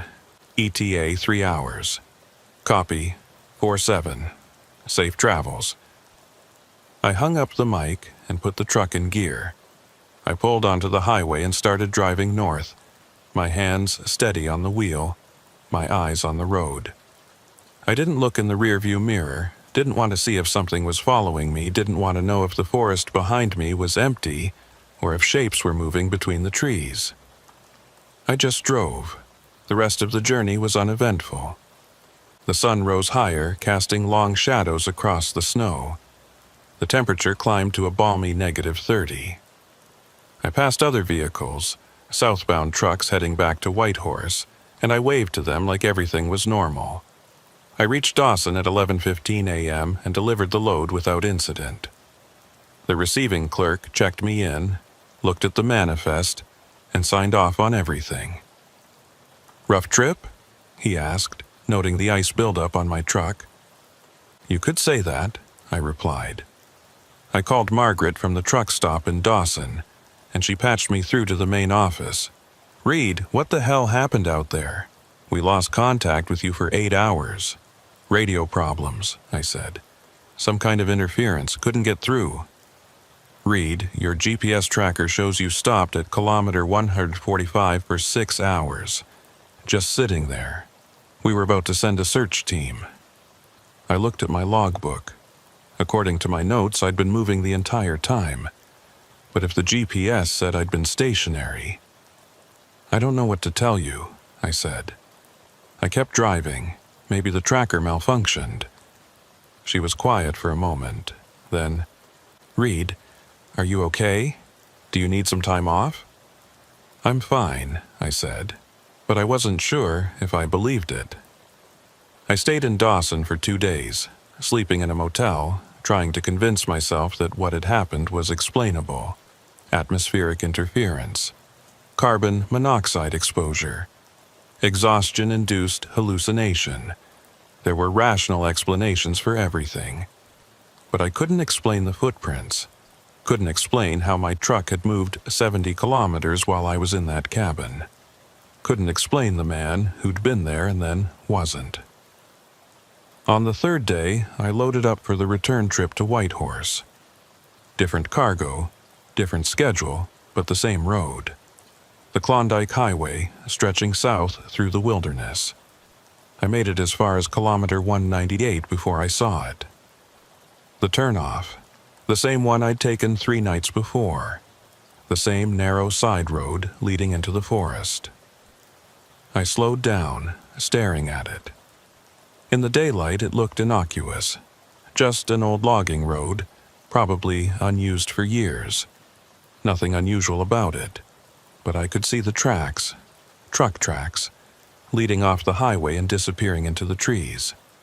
Fresh tracks made recently, made by a vehicle the same size as mine. I stopped on the shoulder, engine idling, staring at those tracks. Part of me wanted to follow them, to drive back to that cabin and demand answers, to find the man and make him explain what had happened. But a larger part, the part that had survived 16 winters in the north, told me to keep driving, to leave it alone, to never come back. I put the truck in gear and continued south. I didn't look back, didn't check the mirror. I just drove, keeping my eyes on the road, my hands on the wheel, my mind focused on getting home. I made it to Whitehorse without incident. Delivered the load, filed my reports, and collected my pay. And then I turned in my resignation. Margaret tried to talk me out of it. Said I was one of their best drivers, said I knew the roads better than anyone. But I was done. Done with the Klondike.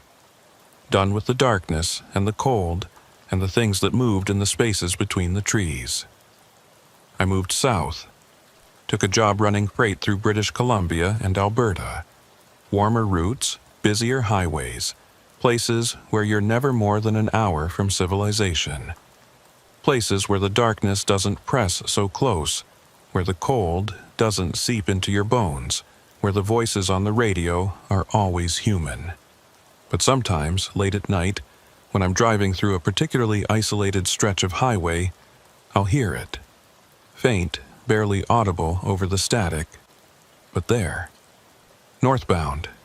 And I'll check my mirrors just to make sure nothing's following me, just to make sure I'm still on the road I think I'm on. Because I learned something in those frozen woods, in that impossible cabin, on that road that wasn't there. The North doesn't let go easily, and once it has your scent, once it knows you've seen what's hidden in the darkness, it never really stops calling. Some nights, when the temperature drops and the wind picks up, I can still feel it. That pull, that voice on the radio whispering my name, telling me to turn around, to head north, to find that road again. And the worst part, the part that keeps me awake, is that some part of me wants to. Some part of me wants to drive back up that highway, take that turnoff, follow those footprints to wherever they lead.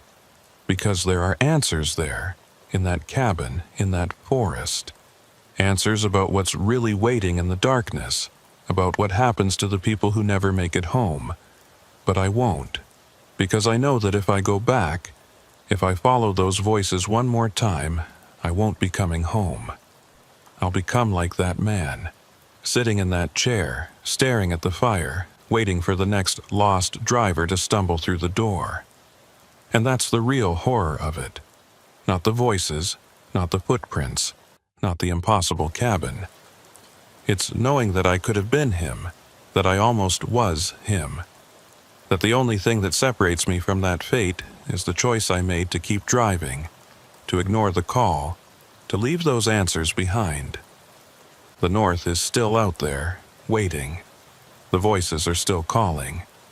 And somewhere on the Klondike Highway at kilometer 145 or 198 or some other random point that changes every time, there's a turnoff. And someone will take it.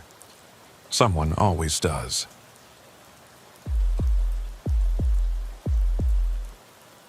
My name is Marcus Thorne, and I've been running Arctic freight for 23 years. That's almost a quarter century of ice roads, whiteouts, and temperatures that would kill most people in under an hour. I've seen trucks jackknife on black ice and slide 300 feet before coming to rest.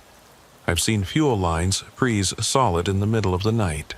I've seen drivers get stranded in their cabs for 4 days straight, burning their cargo to stay warm until rescue crews could reach them. The North doesn't care about your experience, your skill, or your preparations. It takes what it wants, when it wants. But in all those years, in all those miles of frozen highway and endless darkness, I'd never been part of a convoy. Not a real one, anyway. Sure, I'd driven alongside other trucks, matched speeds for a few hours, maybe shared some chatter over the CB. But a proper convoy, 3 or more trucks moving together with a plan, with coordination, with mutual support, that was something different.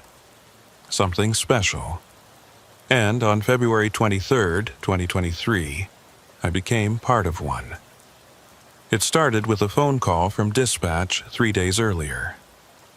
I was in Yellowknife, parked outside a Tim Hortons, finishing off a double-double and a couple of Timbits, when my phone buzzed. The caller ID showed it was Janet Koskinen, the routing supervisor for Northern Freight Solutions, the company I'd been contracting for since 2018. Janet was good people, competent, careful, the kind of dispatcher who'd pull a driver off the road if she even suspected they were pushing too hard. "Marcus," she said when I answered, her voice carrying that particular tone that meant she had something unusual to discuss. "I've got a proposition for you." "I'm listening." "We've got 3 loads heading to Tuktoyaktuk, all urgent, all temperature-sensitive medical and research supplies. The ice road opened 2 days ago, but you know how it is this early in the season. Conditions are marginal, weather forecasts are sketchy, and we need experienced drivers who can handle whatever comes up." I took a sip of my coffee, thinking it through. Tuktoyaktuk, or Tuk as everyone called it, was about as far north as you could drive in Canada. The ice road across the frozen Mackenzie River and Arctic coastline only opened for a few weeks each year, and even then, conditions could be treacherous. It was a haul that demanded respect, preparation, and a healthy dose of caution. "What's the convoy structure?" I asked. 3 trucks, 3 drivers. You'd be lead truck if you accept. The other 2 are Gary Henson and Thomas Brightwell. You know them? I knew Gary by reputation. Solid driver, maybe 15 years of experience, based out of Inuvik. Quiet guy, professional, the kind of person who showed up on time and did the job without drama. Thomas. I'd actually met once at a truck stop in Hay River. Younger, maybe early 30s, but experienced for his age. He'd cut his teeth running supplies to mining operations in the Northwest Territories, which meant he knew how to handle rough conditions. "I know Gary's name," I said. "Met Thomas once, both good choices. So, you're in?" I thought about it for maybe 3 seconds. The money was good, the route was challenging but manageable, and having 2 other experienced drivers as backup made it safer than running solo. "Yeah, I'm in. When do we leave?" "Day after tomorrow, February 23rd, early morning departure from Inuvik. You'll need to get up there by the 22nd. Can you make it?" "I can make it." We discussed logistics for another 10 minutes. The loads were already staged in Inuvik, waiting for us. Each truck would be carrying different cargo, medical supplies, research equipment for the Arctic stations, food supplies for the community. The total weight for each rig was right at the maximum safe limit for the ice roads, which meant we'd need to be careful about speed and spacing. Too fast, and you risked breaking through weak spots in the ice. Too close together, and you concentrated too much weight in one area. "One more thing," Janet said, her voice dropping slightly. "Weather forecast is calling for a major system to move in on the 24th. You'll need to be through the ice road section and into Tuk before it hits, otherwise you'll be stuck waiting it out. Could be days." "We'll make the schedule," I said. "I know you will. That's why I called you first." I hung up and finished my coffee, then spent the next hour going over my truck with a fine-tooth comb. The rig was a 2019 Kenworth T800, heavy-duty, Arctic spec, with every modification and upgrade needed for extreme cold operations. Block heater, battery blankets, Arctic-grade fuel lines, extra insulation, backup heating systems, the works. I checked the tires, the brakes, the lights, the air lines. Topped off all the fluids, made sure the satellite phone was charged, verified the emergency supplies were complete and accessible. The drive from Yellowknife to Inuvik takes about 2 full days in winter if you're careful, and the weather cooperates. I left on the evening of the 20th, taking my time, stopping every few hours to check the truck, to rest, to eat. The Dempster Highway, which would take me most of the way, is one of those roads that demands your full attention. Narrow, winding, carved through some of the most remote wilderness in North America. If something goes wrong out there, you're on your own for hours, maybe days. I rolled into Inuvik late on the evening of the 22nd, tired but satisfied with the condition of the truck. The town was dark, as it always is in February, with just the glow of streetlights and house windows breaking up the blackness. The temperature was sitting at -38 Celsius, cold but manageable. I found the staging area where the loads were waiting and backed in next to 2 other trucks that were already there. I climbed out of my cab and saw a figure approaching from the other trucks. He was bundled up in a heavy parka, face mostly hidden, but I could see the glint of glasses catching the light. "Marcus Thorne?" he called out. "That's me." He pulled down his face mask, revealing a weathered face with a neat gray beard. "Gary Henson, good to meet you." We shook hands, both of us wearing thick gloves that made the gesture awkward but necessary. "Likewise. Where's Thomas?" "Inside the office, getting the final paperwork sorted." Gary gestured toward a small building adjacent to the loading area. "Should be out in a few minutes. Want to grab some coffee? There's a pot brewing inside." I nodded, and we walked toward the building together. The wind had picked up, not strong but steady, carrying fine snow that stung any exposed skin. Inside, the building was blessedly warm, heated by a roaring propane heater in the corner. A young man was standing at a desk going over papers with a clerk. He looked up as we entered. "Marcus?" he asked. "Yeah. You must be Thomas." He was younger than I'd remembered, maybe 28 or 29, with short dark hair and sharp, intelligent eyes. He stuck out his hand and we shook. "Good to meet you properly. I think we crossed paths once in Hay River?" "About 2 years ago," I confirmed. "You were hauling mining equipment." "Still am, most of the time. This is my first run to Tuk, though. Been looking forward to it." Gary poured 3 cups of coffee from the industrial-sized pot sitting on a folding table, and we gathered around a map that the clerk had spread out on the desk.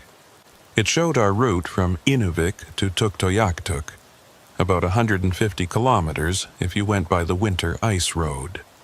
The summer route was longer, following the coast, but in February the ice road was the only option.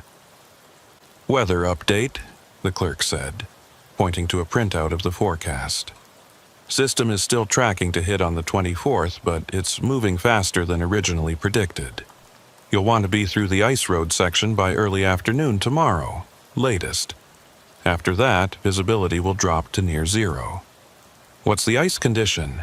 Gary asked. "Reports from yesterday say it's good. Minimum 40 centimeters throughout, some sections over 60. No pressure ridges reported, no overflow. Should be smooth sailing if you follow the markers." We studied the map for another few minutes, discussing spacing, communication protocols, and contingency plans. The agreement was simple. I'd lead, Gary would be second, Thomas would bring up the rear. We'd maintain at least 100 meters between trucks to avoid concentrating weight. We'd check in via CB every 15 minutes. If anyone had a problem, we'd all stop and assess. "One more thing," I said, looking at both of them. "If conditions deteriorate, if we hit a whiteout or the ice starts looking questionable, we don't push it. We find a safe spot, we stop, we wait it out. Understood?" Both of them nodded. Gary's expression was serious, professional. Thomas looked eager but not reckless. I felt good about the team. We finished our coffee and headed back out into the cold. The loads were already staged, tarped and secured, waiting to be coupled to our tractors. I spent the next hour doing a thorough inspection of my trailer, checking every strap, every seal, every connection point. Gary and Thomas were doing the same with their loads. By the time we finished, it was past midnight. Get some sleep, I told them. We roll out at 0600. Weather window is tight and I want to be on the ice by 0700. They both agreed, and we dispersed to our respective cabs. I climbed into mine, set my alarm, and tried to sleep. But sleep came slowly. My mind kept running through scenarios, contingencies, potential problems. It's a habit I've developed over the years. Before every major run, I mentally rehearse everything that could go wrong and how I'd handle it.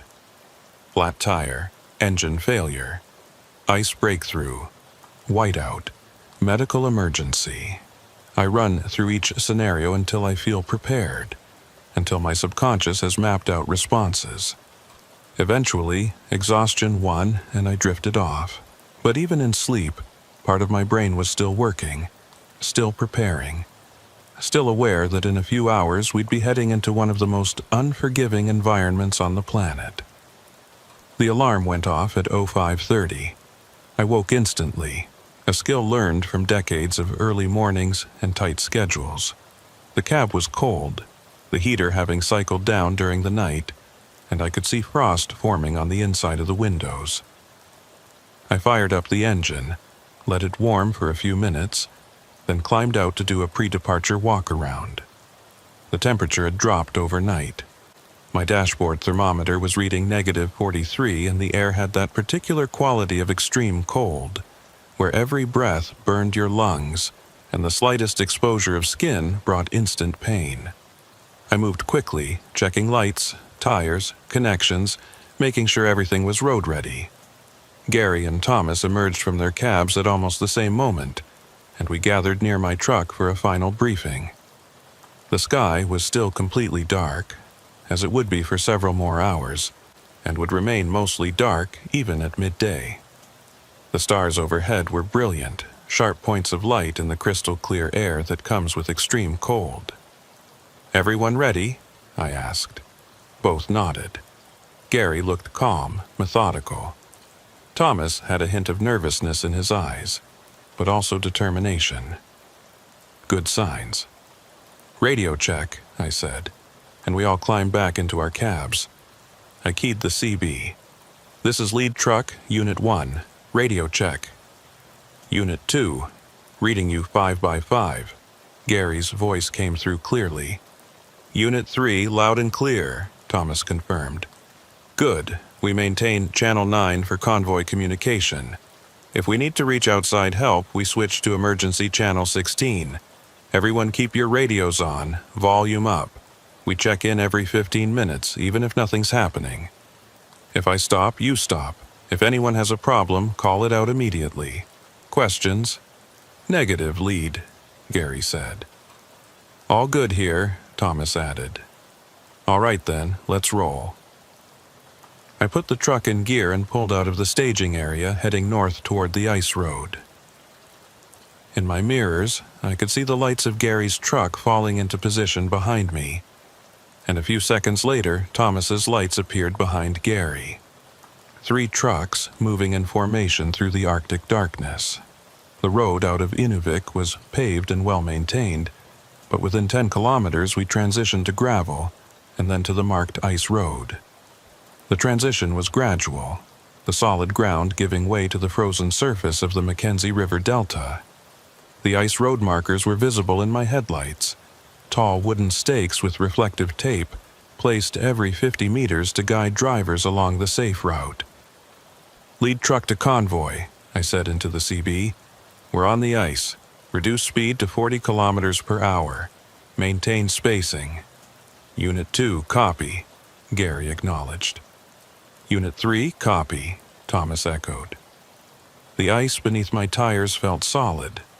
The surface, hard-packed snow over thick ice.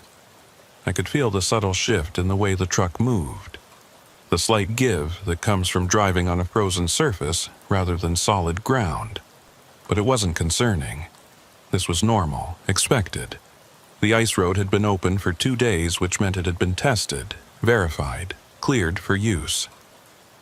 We drove in silence for the first 30 minutes, all of us focused on the road, on the spacing, on the conditions. The darkness was absolute beyond my headlights, a wall of black that pressed in from all sides. The only sound was the rumble of the engine and the crunch of tires on snow. Then, at 0645, I made my first radio check. Lead truck to convoy, status report. Unit 2, all good. Ice feels solid, visibility clear, Gary responded. Unit 3, no issues, running smooth, Thomas added. Copy that. Maintain speed and spacing. Next check at 0700. We continued north.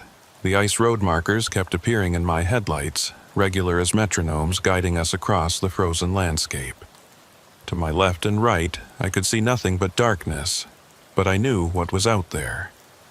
Vast expanses of frozen delta, dotted with islands of willow and spruce, broken by channels and overflow areas where the ice could be thin or non-existent. The markers defined the safe path, the route that had been surveyed and tested to ensure it could support the weight of heavy trucks. At 0700, I made another check. Everyone was still good.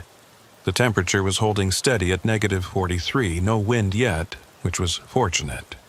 Wind can make extreme cold exponentially more dangerous, driving the wind chill down to life-threatening levels and creating whiteout conditions even when there's no fresh snow falling. We'd been on the ice for almost an hour when I saw something that made me slow down. Ahead, maybe 200 meters, there was a dark patch on the surface. In the Arctic, dark patches on ice can mean several things.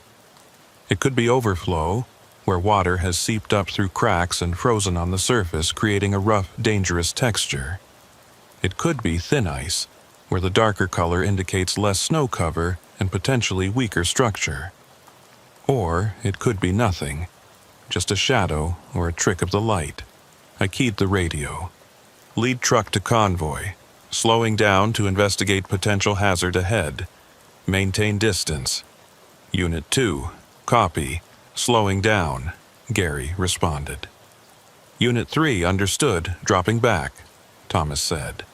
I brought my speed down to about 20 kilometers per hour, watching the dark patch carefully as I approached. When I got closer, I could see what it was, a section where someone had plowed through drifted snow, exposing the darker ice beneath. Not a hazard, just a cosmetic difference, but I was glad I'd checked. Lead truck to convoy, false alarm. Just exposed ice, no overflow, resuming normal speed. Unit 2, copy. Unit 3, understood. We continued on. The routine of checking in every 15 minutes became a comfortable rhythm, a reassurance that we were all still there, still together, still moving forward. At 0730, the sky began to show the first hints of pre-dawn light. Not true daylight, but a gradual lessening of the absolute darkness. The stars faded, and the horizon became visible as a dark line against a slightly less dark sky. By 0800, we had enough ambient light that I could see more of our surroundings. The landscape was exactly as I'd expected. Flat, frozen, featureless, except for the occasional stand of small trees on an island. The ice beneath us stretched in every direction, a white desert broken only by our tracks, and the line of markers guiding us north. Lead truck to convoy, I said. We're making good time. Current position about 60 kilometers from Inuvik, 90 to go. Weather's holding. Everyone still good? Unit 2, all systems nominal, Gary reported. Fuel at 3/4. Engine temp normal, no issues. Unit 3, same here, Thomas added. This is actually pretty smooth so far. Don't jinx it, I said, half joking. Stay focused, we're not even halfway yet. The next hour passed without incident. The light continued to improve, though calling it daylight would be generous. It was more like extended twilight, a gray half-light that let you see but never felt quite natural. The temperature had actually risen slightly, up to -39. Small mercy. Then, at 09:15, the wind started. It began as a gentle breeze, barely noticeable. But within 10 minutes, it had built into a steady wind, maybe 30 kilometers per hour, blowing from the northwest. Fine snow began to lift off the ice surface, swirling in front of my headlights like smoke. I checked the forecast printout I'd taped to my dashboard. The system wasn't supposed to arrive until late afternoon, but weather in the Arctic is notoriously unpredictable. What felt like a gentle wind could rapidly become something much worse. Lid truck to convoy, winds picking up, everyone tighten your focus, visibility might start to degrade. Unit 2, I'm seeing it too. Keeping eyes on the markers, Gary responded, his voice steady but with a note of increased attention. Unit 3, copy. Still got visual on Unit 2's lights, Thomas confirmed. The wind continued to build. By 09:30, it was gusting to maybe 45 kilometers per hour, and the snow it was picking up was starting to reduce visibility. I could still see the markers clearly, but the spaces between them were getting hazier, the far distances fading into a gray-white murk. Lead truck to convoy, reducing speed to 35. This is getting borderline. If it gets worse, we may need to stop and wait it out. Unit 2 agreed. Better safe than sorry, Gary said. Unit 3, I'm okay to continue as long as we can see the markers, Thomas added. But I defer to your judgment. I kept driving, my hands tight on the wheel, my eyes constantly scanning. The markers kept appearing one after another, guiding us forward. The wind was loud now, howling around the cab, buffeting the truck enough that I had to make constant small corrections to stay on track. Then, at Aero 9:45, Gary's voice came through the CB, and there was tension in it. Lead truck, this is Unit 2. I'm seeing something weird with my rear trailer tires. Might be losing pressure on the right side. I checked my mirrors. Gary's truck was still visible, maybe 120 meters back, but I couldn't make out details. Can you tell if it's actually flat or just feels off? Hard to say. Steering feels normal, but there's a vibration that wasn't there before. I think I need to stop and check. I scanned ahead, looking for a good place to pull over. The ice road was marked, but there wasn't really a shoulder. If we stopped, we'd just be sitting on the main track, which wasn't ideal, but also wasn't dangerous as long as we had our hazards on and nobody else was coming. All right, I'm pulling over. Let's do a quick inspection. Thomas, you stay back about 50 meters. Keep your hazards on. Gary, once I stop, you stop behind me. We'll all dismount and take a look. Unit 2, copy. Unit 3, understood. Dropping back now. I slowed down gradually, watching for a section of ice that looked particularly solid and flat, and brought the truck to a stop. In my mirrors, I saw Gary's lights getting closer, and beyond them, Thomas's lights maintaining distance. The wind was shrieking now, and the snow it was carrying had reduced visibility to maybe 50 meters. I grabbed my parka and gloves, double-checked that I had my flashlight, and opened the door. The cold and wind hit me like a physical force, stealing my breath. I climbed down and made my way back toward Gary's truck, leaning into the wind, my boots crunching on the hard-packed snow. Gary was already out of his cab, moving toward his trailer. Thomas had stayed in his truck, as instructed, but I could see him watching us through his windshield. "Which side?" I shouted over the wind. "Rear axle, right side," Gary shouted back. We made our way around the trailer, and Gary shined his flashlight on the tires. I could see it immediately. The outermost tire on the right rear axle was noticeably lower than the others. Not completely flat, but definitely losing pressure. "Probably picked up something," Gary said, his voice muffled by his face mask. Piece of ice, maybe, or a chunk of frozen debris. Punctured it slowly. Can you change it? He looked at the tire, then at the conditions around us. The wind was getting stronger, the visibility worse. Changing a heavy truck tire in these conditions would take at least an hour, maybe more, and would expose us to extreme cold the entire time. I can, he said slowly, but I'd rather not do it here if we can avoid it. How far to the next checkpoint? I pulled out my GPS unit, which I'd been keeping in my interior pocket to keep it warm. The screen took a moment to refresh in the cold, then showed our position. About 40 kilometers to the first community on the far side of the delta. Small place, but they'll have shelter and maybe tools if we need them. Gary looked at the tire again, then back at me. I think it'll hold for 40 kilometers. It's not completely flat and we're not carrying maximum weight. If I keep my speed down and don't hit any rough patches, should be fine. I wasn't thrilled with the plan, but the alternatives were worse. Changing the tire here meant exposing ourselves to extreme cold for an extended period in deteriorating conditions. Trying to turn back meant adding another 60 kilometers to the trip. Moving forward was the least bad option. All right, I said. But we drop speed to 25 and you watch that tire constantly. First sign it's getting worse, we stop immediately and reassess. Agreed. We climbed back into our respective cabs. I keyed the CB. Lead truck to convoy. Gary's got a slow leak in a rear tire. We're proceeding to the next community at reduced speed. Thomas, you drop back to 200 meters. If that tire blows, I don't want you caught in debris.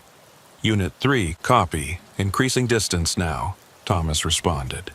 We got moving again, much slower now, and the wind continued to build.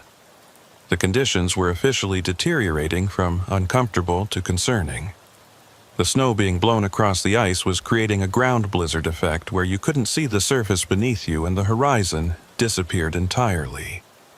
I was navigating almost entirely by the markers, watching for each one to appear in my headlights, confirming we were still on the safe route. At 10:15, I made another radio check. Gary reported the tire was holding but losing pressure slowly. Thomas said he was fine, but visibility was getting bad. I agreed. This was approaching whiteout conditions, and we still had 30 kilometers to go. Lead truck to convoy. If this gets any worse, we stop. I don't care if we're 10 kilometers from shelter. We're not driving blind. Unit 2 agreed, Gary said. Unit 3, I trust your call, Thomas added. We pushed on. Each kilometer felt like 10. The wind was a constant roar, and the truck was being buffeted hard enough that I was making continuous steering corrections. The markers kept appearing, thank God, steady and reliable. The only fixed points in a world that had become nothing but gray and white and howling wind. Then, at 10:45, something changed. The markers stopped. I slowed to a crawl, scanning ahead, looking for the next one. Nothing, just unbroken white. I checked my GPS. According to the coordinates, I was still on the ice road route. The markers should be there. It should be there. Lead truck to convoy. I've lost visual on the markers, stopping to assess. Unit 2, I can still see the last marker behind us, Gary said. It's about 70 meters back. I put the truck in park and sat there, trying to understand what had happened. Markers don't just disappear. Either they'd been knocked down by wind, buried by drifting snow, or I'd somehow drifted off the marked route. But my GPS said I was where I was supposed to be. I'm going out to look around, I said. Stay in your trucks. I'll report back in 5 minutes. I climbed out into the maelstrom. The wind nearly knocked me over, and the blowing snow was so thick I could barely see my own truck. I walked forward slowly, sweeping my flashlight back and forth, looking for any sign of a marker. 30 meters ahead of my truck, I found one.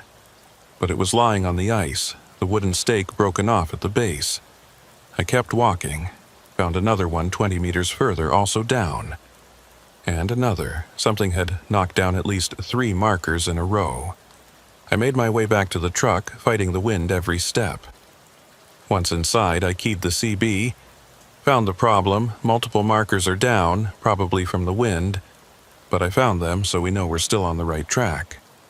I'm going to navigate by GPS for the next few kilometers until we pick up the marker line again. Unit 2, copy. I'll follow your tracks, Gary said. Unit 3, same here, Thomas confirmed. I put the truck back in gear and started forward, watching the GPS closely, cross-referencing with the map coordinates I'd memorized. The route should continue northwest for another 15 kilometers, then swing slightly west toward the community. We drove for 20 minutes, painfully slow, the visibility getting worse if that was even possible. Then, just when I was starting to think we'd have to stop and wait it out, the wind began to ease. Not much, just enough that I could start to see more than 10 meters ahead.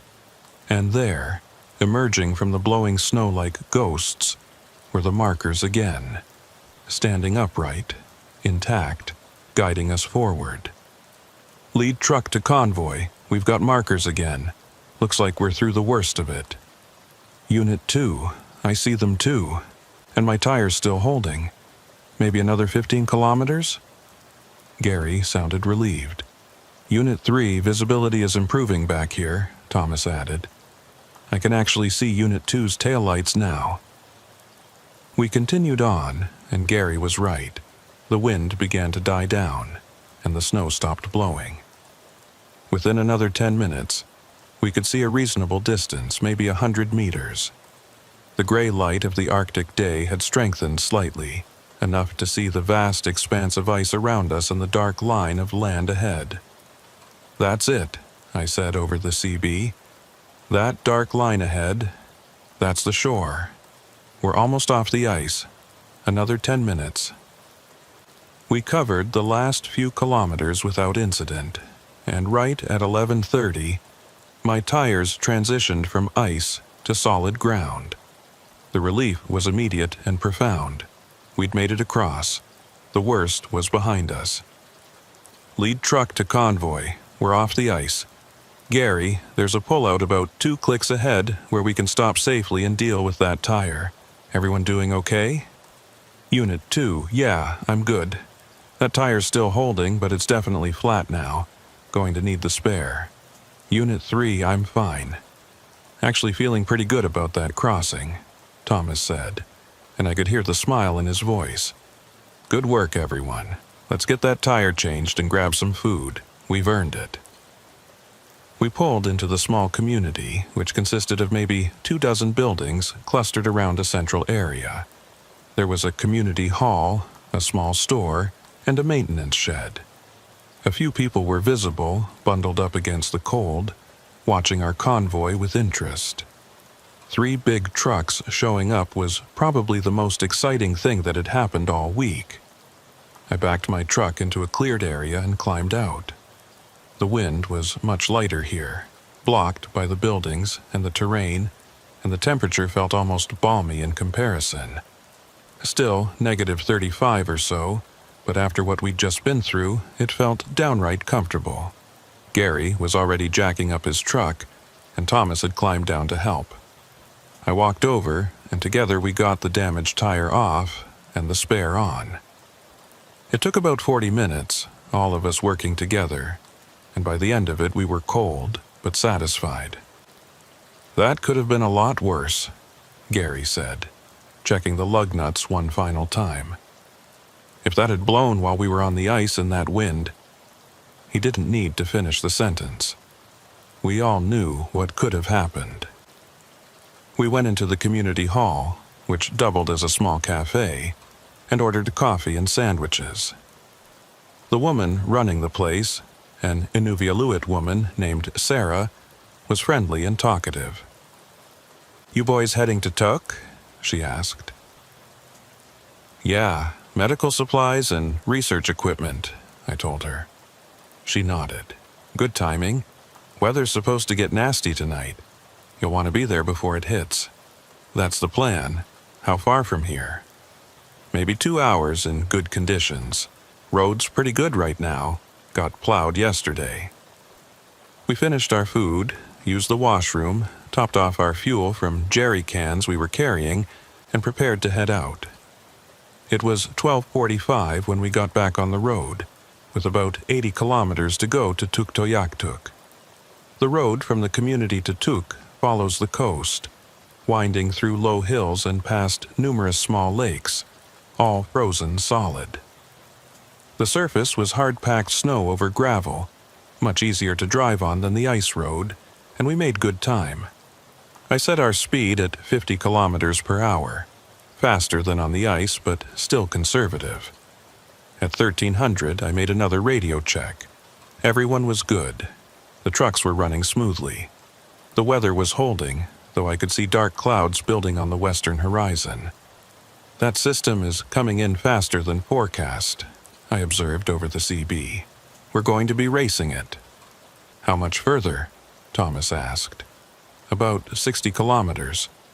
Should make it with an hour to spare if the weather holds. But the weather didn't hold.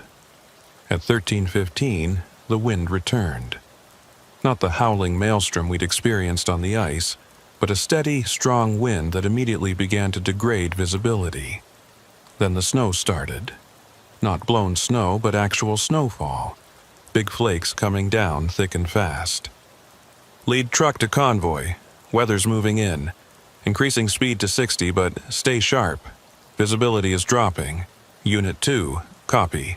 I'm seeing it too, Gary responded. Unit 3, understood. Visibility down to maybe 50 meters back here, Thomas added. I pushed the speed up carefully, watching the road, watching the mirrors, keeping track of the convoy. 50 kilometers to go. 45, 40. The snow kept falling, heavier now, and the wind kept building. Visibility dropped to 30 meters, then 20.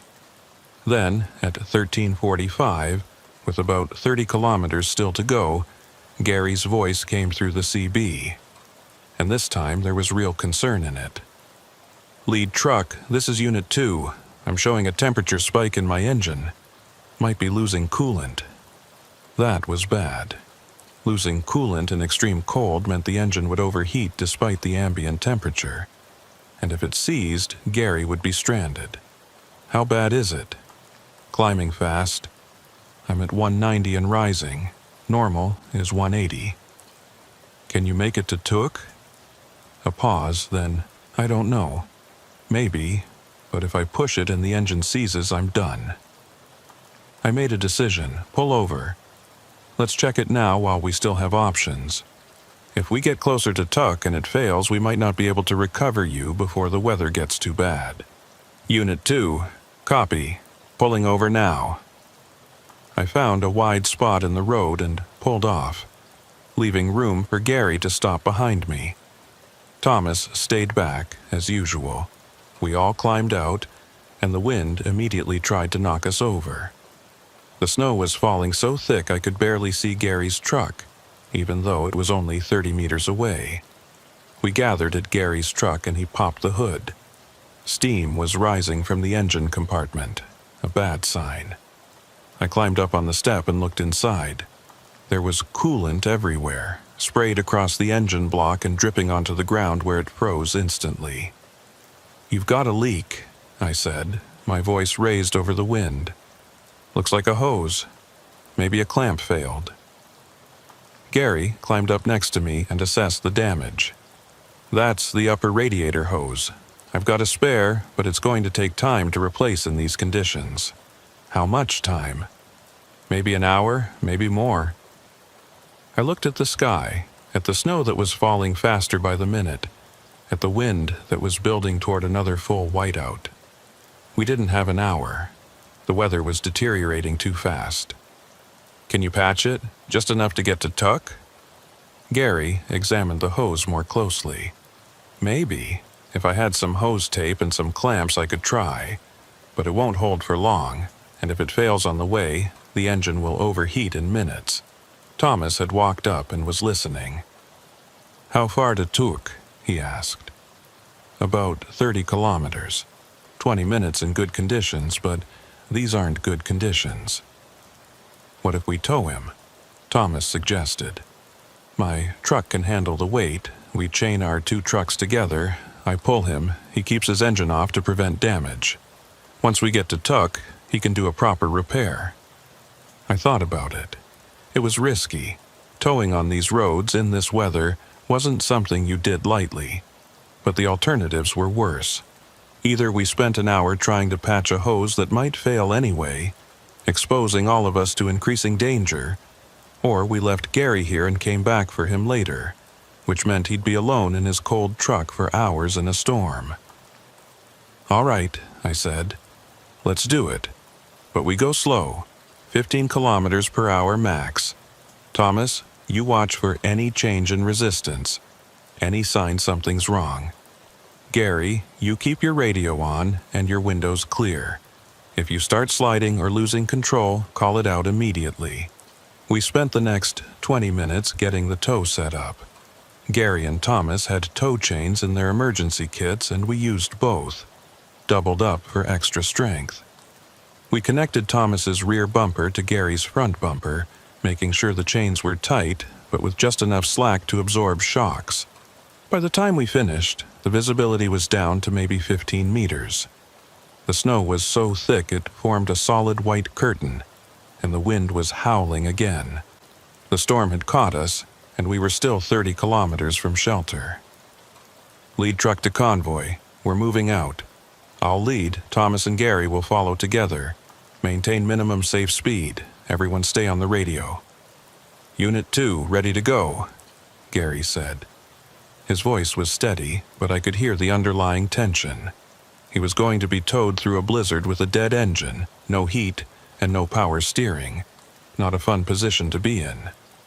"Unit 3, chains are secure. Ready when you are," Thomas confirmed. I climbed back into my cab, started moving forward slowly, and watched in my mirrors as Thomas's truck began to pull Gary's. The chains went taut, and Gary's truck began to roll. So far, so good. We moved at a crawl, maybe 10 kilometers per hour, feeling our way forward through the white. I couldn't see the road ahead except for the few meters directly in front of my headlights. I was navigating by feel, by the slight difference in texture between the road surface and the shoulder, by instinct developed over 2 decades of driving in these conditions. "Lid truck to convoy. Status check. Unit 2, I'm rolling smoothly. No issues yet," Gary reported. "Unit 3, tow is holding, keeping steady speed," Thomas said. We continued on, painfully slow, the storm raging around us. 25 kilometers to go. 20, 15. Every kilometer felt like an eternity. My hands ached from gripping the wheel. My eyes burned from staring into the white. My back hurt from the tension. Then, at 14:35, with maybe 10 kilometers left, Thomas's voice came through the CB. And something was wrong. "Lead truck, this is Unit 3. I'm losing Gary." My heart jumped. "Say again?" "I'm losing him. The chains, I can feel them going slack, like the weight is dropping off." I hit the brakes, bringing my truck to a stop. "Thomas, stop now. Full stop. Gary, what's your status?" No response from Gary. "Gary, respond," I said, my voice sharp. Static, then faint and distorted. I don't know. Everything went dark. I can't see anything." "You're being towed by Thomas. You should be right behind him." "I know, but there's nothing there. No truck, no chains. Just white." I stared at my radio, trying to process what I was hearing. Thomas felt like he was losing the weight of Gary's truck. Gary said he couldn't see Thomas, but they were chained together. They had to be together. "Thomas, you still got the chains attached?" "Yeah, I can feel them. But there's no weight. It's like I'm pulling nothing." "Check your mirrors." "Can you see Gary's lights?" A long pause, then, "No, I can't see anything behind me, just snow." I felt cold dread settling into my stomach. This didn't make sense. Chains don't just disappear. Trucks don't vanish into thin air. But something was wrong. Something was very wrong. "Gary, I need you to give me a long horn blast. 3 seconds. Thomas, tell me if you hear it." "Unit 2. Copy. Here it comes." I waited, listening. Through my own windows, even over the storm, I heard it faintly. Gary's horn. Distant but audible. "Thomas, did you hear that?" "Negative. I didn't hear anything." That was impossible. If Gary was behind Thomas, less than 10 meters away, Thomas would hear that horn easily, but he hadn't heard it. "Gary, where are you? Look around. Tell me what you see." "Just snow. And, wait, I think I see lights. Not truck lights, something else. Multiple lights spread out like buildings?" "Buildings? What kind of buildings?" "I don't know. They're behind me. I thought I was facing forward, but now I'm not sure. Everything's turned around." I grabbed my door handle, about to climb out and walk back to see what was happening, but then I stopped. Something in my gut told me that would be a mistake. That if I got out of my truck in this storm, in these conditions, I might not find my way back. "Thomas, I want you to slowly reel in those chains. Pull them in hand over hand. Tell me what you find." "Copy. Starting now." I waited, listening to the wind howl, watching the snow pile up on my windshield. Seconds ticked by. Then Thomas's voice came back, and it was shaking. They're not attached to anything. The chains just end. The hooks are still closed, still locked, but there's nothing in them, like the truck just came unhooked and disappeared." "That's not possible," I said. But even as I said it, I knew we were beyond what was possible or impossible. "Gary, are you still there?" I asked. Static. Then, "Yeah, I'm here, but I don't know where here is. Those lights are getting brighter. They look like a community, buildings, lights and windows. Should I drive toward them?" "No," I said immediately. "Don't move. Stay right where you are. We're coming to get you." "How? You don't know where I am." He was right. I didn't know. But I also knew that letting him drive toward those lights, whatever they were, would be a mistake. Every instinct I had was screaming that. "Gary, turn on your hazards. All your lights. Make yourself as visible as possible. Thomas, you stay right where you are. I'm going to come back, and we're going to figure this out." "Copy," Thomas said. "Unit 2, copy," Gary said. But his voice was getting fainter, more distant. I put my truck in park and grabbed my flashlight and emergency radio. I climbed out into the storm and immediately regretted it. The wind was ferocious, the snow blinding. I could barely see my own truck, and Thomas's was just a vague glow, maybe 20 meters behind me. I fought my way back to Thomas's truck and climbed up to his window. He rolled it down, and I could see the fear in his eyes. "The chains are really not connected to anything?" I shouted over the wind. He held up the end of the chain, showing me the hook. It was closed, locked in position, but empty. I don't understand how this happened. I felt him back there. I felt the weight, and then it just vanished. "And you can't hear him on the radio?" "I hear him, but he sounds far away. Like he's on a different channel, even though we're all on the same frequency." I grabbed my own radio and keyed it. "Gary, this is Marcus. I need you to describe exactly what you see. Every detail." There was a delay, longer than there should have been, and then his voice came through, faint and crackling. I'm in my truck. I can see the dashboard, the windshield. Outside, it's snowing, but lighter than before." I can see those buildings ahead, maybe 200 meters. They look real. There's smoke coming from chimneys. I can see movement in the windows. What about the road? Can you see the road? No, there's no road. I'm sitting on ice, I think, flat white in all directions except for those buildings. My mind raced, trying to understand. We'd been on solid ground, not ice. The community of Tuktoyaktuk was still 10 kilometers ahead. There shouldn't be any buildings where Gary was describing. Gary, I need you to check your GPS. Tell me your coordinates. Another delay. Then, GPS isn't working. It says no signal. What about your compass? Which direction are the buildings? North. They're north of me. That made no sense. We'd been heading north. If Gary had somehow gotten turned around, the buildings should be behind him, not ahead of him.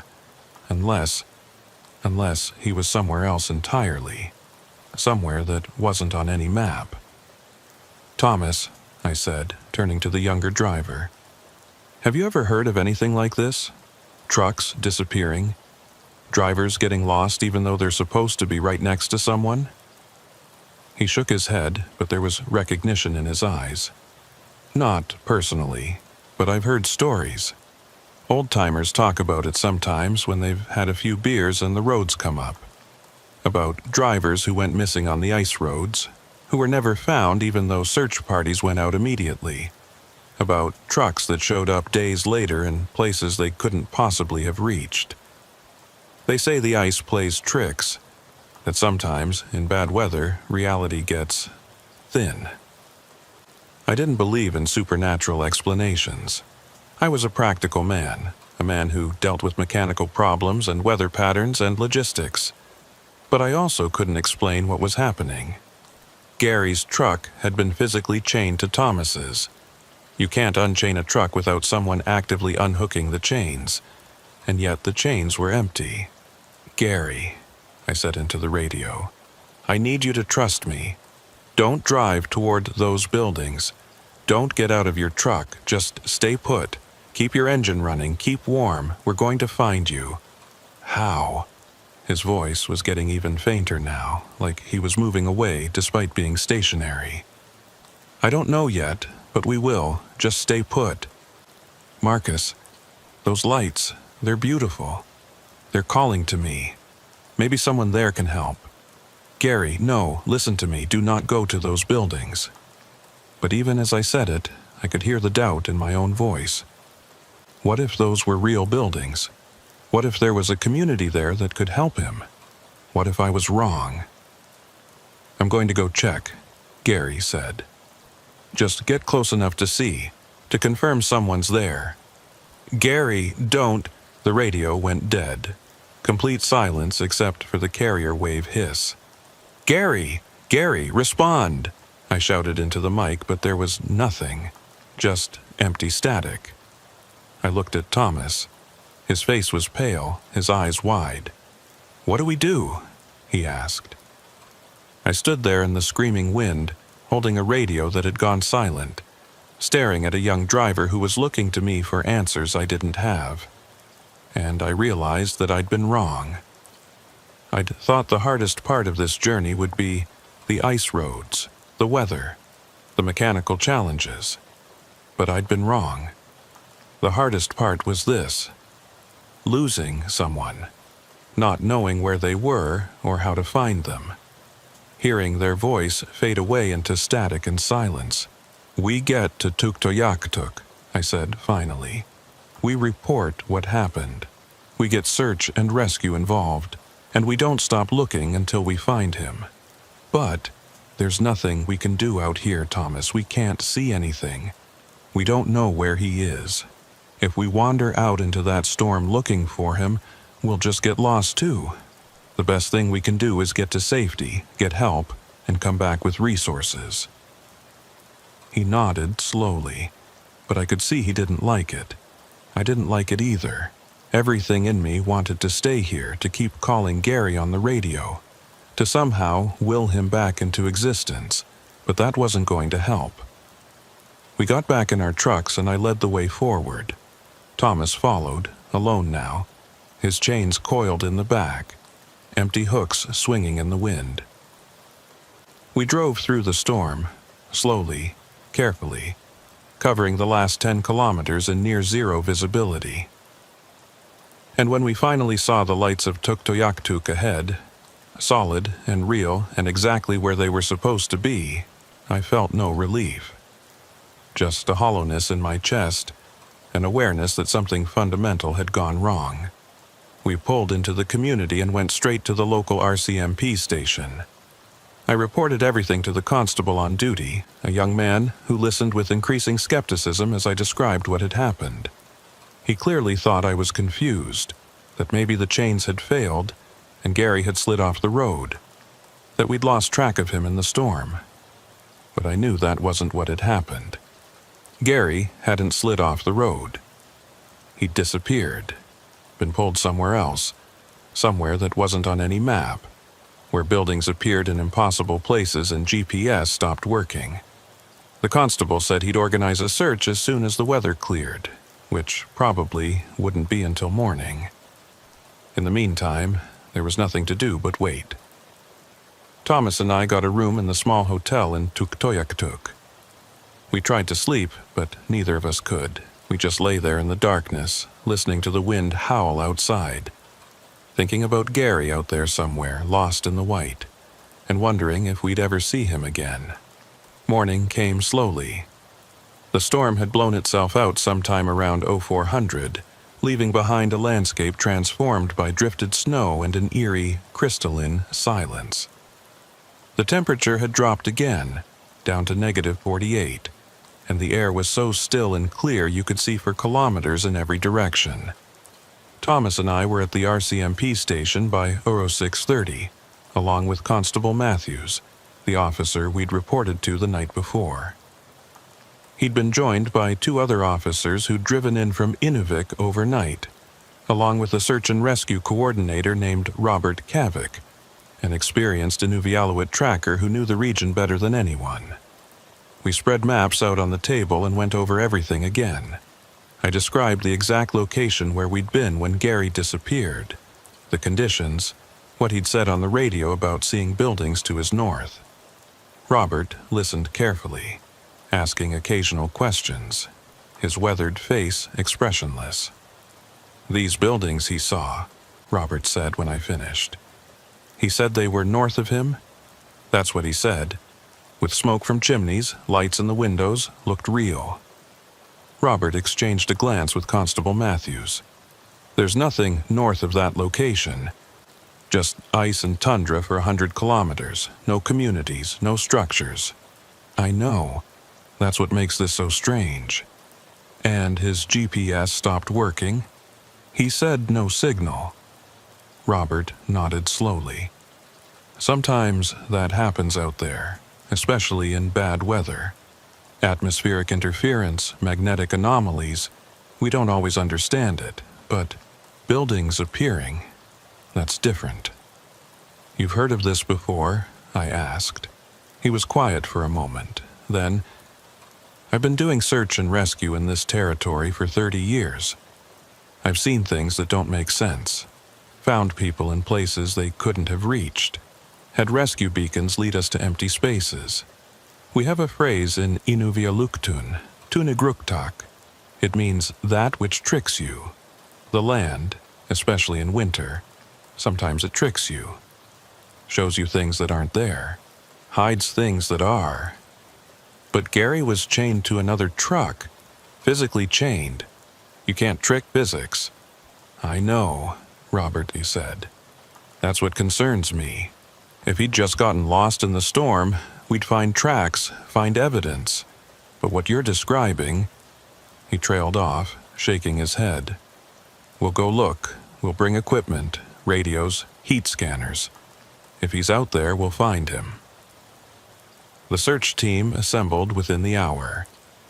2 RCMP vehicles, Robert's truck, which was set up for search and rescue operations, and my own truck. Thomas was going to stay in Tuktoyaktuk, partly because his truck was needed here to complete the delivery of his cargo, and partly because someone needed to maintain communication in case Gary made contact somehow. We headed out at EO 800, retracing the route from the day before. The road was drifted in places, and we had to plow through some deep sections, but within an hour we reached the spot where Gary had disappeared. I recognized it by the distinctive rock formation on the left side of the road and by the disturbed snow where we'd stopped. We parked and got out. The scene was exactly as we'd left it. Thomas's tire tracks leading to where he'd stopped. The marks where I'd pulled over, and the churned up snow where we'd set up the tow chains. But no sign of Gary's truck, no tracks leading away. Nothing. Robert walked in a wide circle around the area, studying the snow, looking for any trace. The RCMP officers did the same, spreading out, checking every drift and hollow. I stood near my truck, staring at the empty space where Gary's truck should have been, trying to understand. "Marcus," Robert called out. "Come look at this." I walked over to where he was crouching, about 30 meters from the road. He pointed at the snow. "See that?" I looked, but all I saw was smooth, wind-sculpted snow. What am I looking at? The texture. See how it's different here? Smoother, like it's been compressed, and here. He moved a few meters to the right. And here. I followed his pointing finger and began to see it. A pattern in the snow, subtle but present. It looked almost like tire tracks, but they didn't lead anywhere. They were just impressions, isolated sections of track that appeared and disappeared, seemingly at random. "Like a truck was here," Robert said. "But the tracks don't connect. They're pieces, fragments."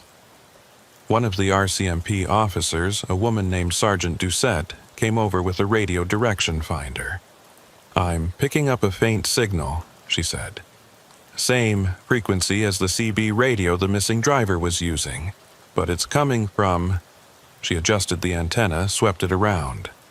"North, about 2 kilometers north." "That's off the road," Constable Matthews said. "There's nothing that way." "Let's check it out," Robert decided. "Marcus, you stay with the vehicles. We'll go on foot. If we're not back in an hour, call it in." They geared up with backpacks full of emergency equipment and started hiking north, across the open tundra. I watched them until they were small figures in the distance, then climbed back into my truck to wait. The silence was profound. No wind, no sound, just the vast, empty whiteness and the enormous sky. I tried Gary's radio frequency again, calling out every few minutes, but got no response. Just that carrier wave hiss that meant the frequency was open, but nobody was transmitting. 45 minutes later, my radio crackled. It was Robert. "Marcus, we found something. You should come see this. Bring your truck, head northeast from your position, follow our tracks." I started the engine and carefully drove off the road, following the footprints they'd left in the snow. The truck handled it well, the big tires finding purchase even in the deeper sections. After about 15 minutes of slow driving, I saw them ahead, 4 figures standing in a group, looking at something on the ground. I pulled up next to them and climbed out. They were gathered around what looked like debris, scattered pieces of something. I got closer and felt my stomach drop. It was cargo. Boxes, equipment, supplies. The stuff Gary had been hauling. But not all of it, just pieces. A couple of boxes of medical supplies, one corner of what looked like a research equipment crate, some scattered packing materials. "This was on his truck?" Sergeant Doucette asked. "Yes, that's part of his load." I examined the boxes more closely. They were intact, not damaged, just sitting there on the snow like they'd been carefully placed. But where's the rest? Where's the truck? Robert was walking in another circle, studying the area. "The signal source is here somewhere. I can hear it on my receiver, but I can't locate it exactly." We spread out, searching. The sun was higher now, that weak February sun that provided light but little warmth, and in the clear air we could see far in every direction. Just empty tundra, rolling gently toward the horizon. Then Constable Matthews called out, "Over here! I found something!" We hurried to where he was standing, looking down at the snow. There was something sticking up through the surface, something dark and metallic. Robert brushed away snow, revealing more of it. It was an antenna, a CB radio antenna. We dug faster, clearing snow away, and within a few minutes had uncovered the entire roof of a truck cab. Gary's truck. But it was buried, completely buried, under at least a meter of snow, sitting on the ice-covered tundra. How? I asked, staring at it. How did it get here, and how did it get buried so fast? This snow just fell last night. "I don't know," Robert said, but his face was grim. "Let's get it uncovered, carefully." We worked for the next hour, using shovels from the rescue equipment, clearing snow away from the truck. Slowly, the shape emerged. It was Gary's rig, no question. Same company logo, same license plate. But it looked wrong somehow. The paint was faded, like it had been exposed to sun and wind for years. The tires were flat, the chrome was tarnished. When we finally cleared the driver's door, Robert tried the handle. It was frozen solid. He took a pry bar from his pack and worked at it, and eventually, with a crack of ice, the door opened. The cab was empty. No Gary, no personal belongings, no logbook. Just an empty, frozen interior that looked like it had been abandoned for a long time. "This doesn't make sense," Sergeant Doucette said, voicing what we were all thinking. "This truck was operational yesterday. How does it look like it's been sitting here for years?" Robert climbed up into the cab, looking around carefully. He checked the ignition, the glove box under the seats. "Keys are still here," he said, holding them up. "And look at this." He pulled something from between the seats, a piece of paper, frozen stiff. He brought it out into the light and we gathered around to see. It was a note, written in what looked like Gary's handwriting. The paper was yellowed, brittle with age. The note read, "I can see the lights, they're beautiful, I'm going to them. If you find this, don't follow. Turn back. There's something wrong with this place. Time doesn't work right. I've been here for days, but also only minutes. The buildings keep moving, getting closer. I can hear voices calling my name. I know I shouldn't go, but I can't stop myself. Tell my wife I loved her. Tell my kids I'm sorry. Don't follow the lights. Don't follow. Don't..." The note ended there, the last word trailing off into a illegible scrawl. I felt cold that had nothing to do with the temperature. He's been here for days, but we lost him less than 24 hours ago. According to him, it's been days, Robert said quietly. According to us, it's been less than a day. What if you're both right? That's impossible. A lot of what we're seeing is impossible. He looked around at the empty tundra, at the impossibly aged truck, at the note that shouldn't exist. Something happened here, something we don't understand. And Gary walked into it. "We need to find him," I said. "I agree, but not today." Robert had looked at the sky, checking the angle of the sun. "We've got maybe 3 hours of useful daylight left. This area is bigger than we can search on foot in that time. We need to organize a proper operation. Helicopter, if possible. More personnel, heat scanning equipment." We marked the location with GPS waypoints and flags, took photographs of everything, collected the note and a few other pieces of evidence, and then covered the truck back up to protect it from further exposure.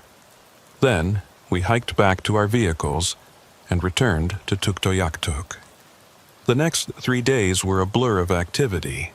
A helicopter was brought in from Inuvik. Teams of searchers combed the area around where we'd found the truck. They found more pieces of cargo scattered across a kilometer of tundra, but no more signs of Gary.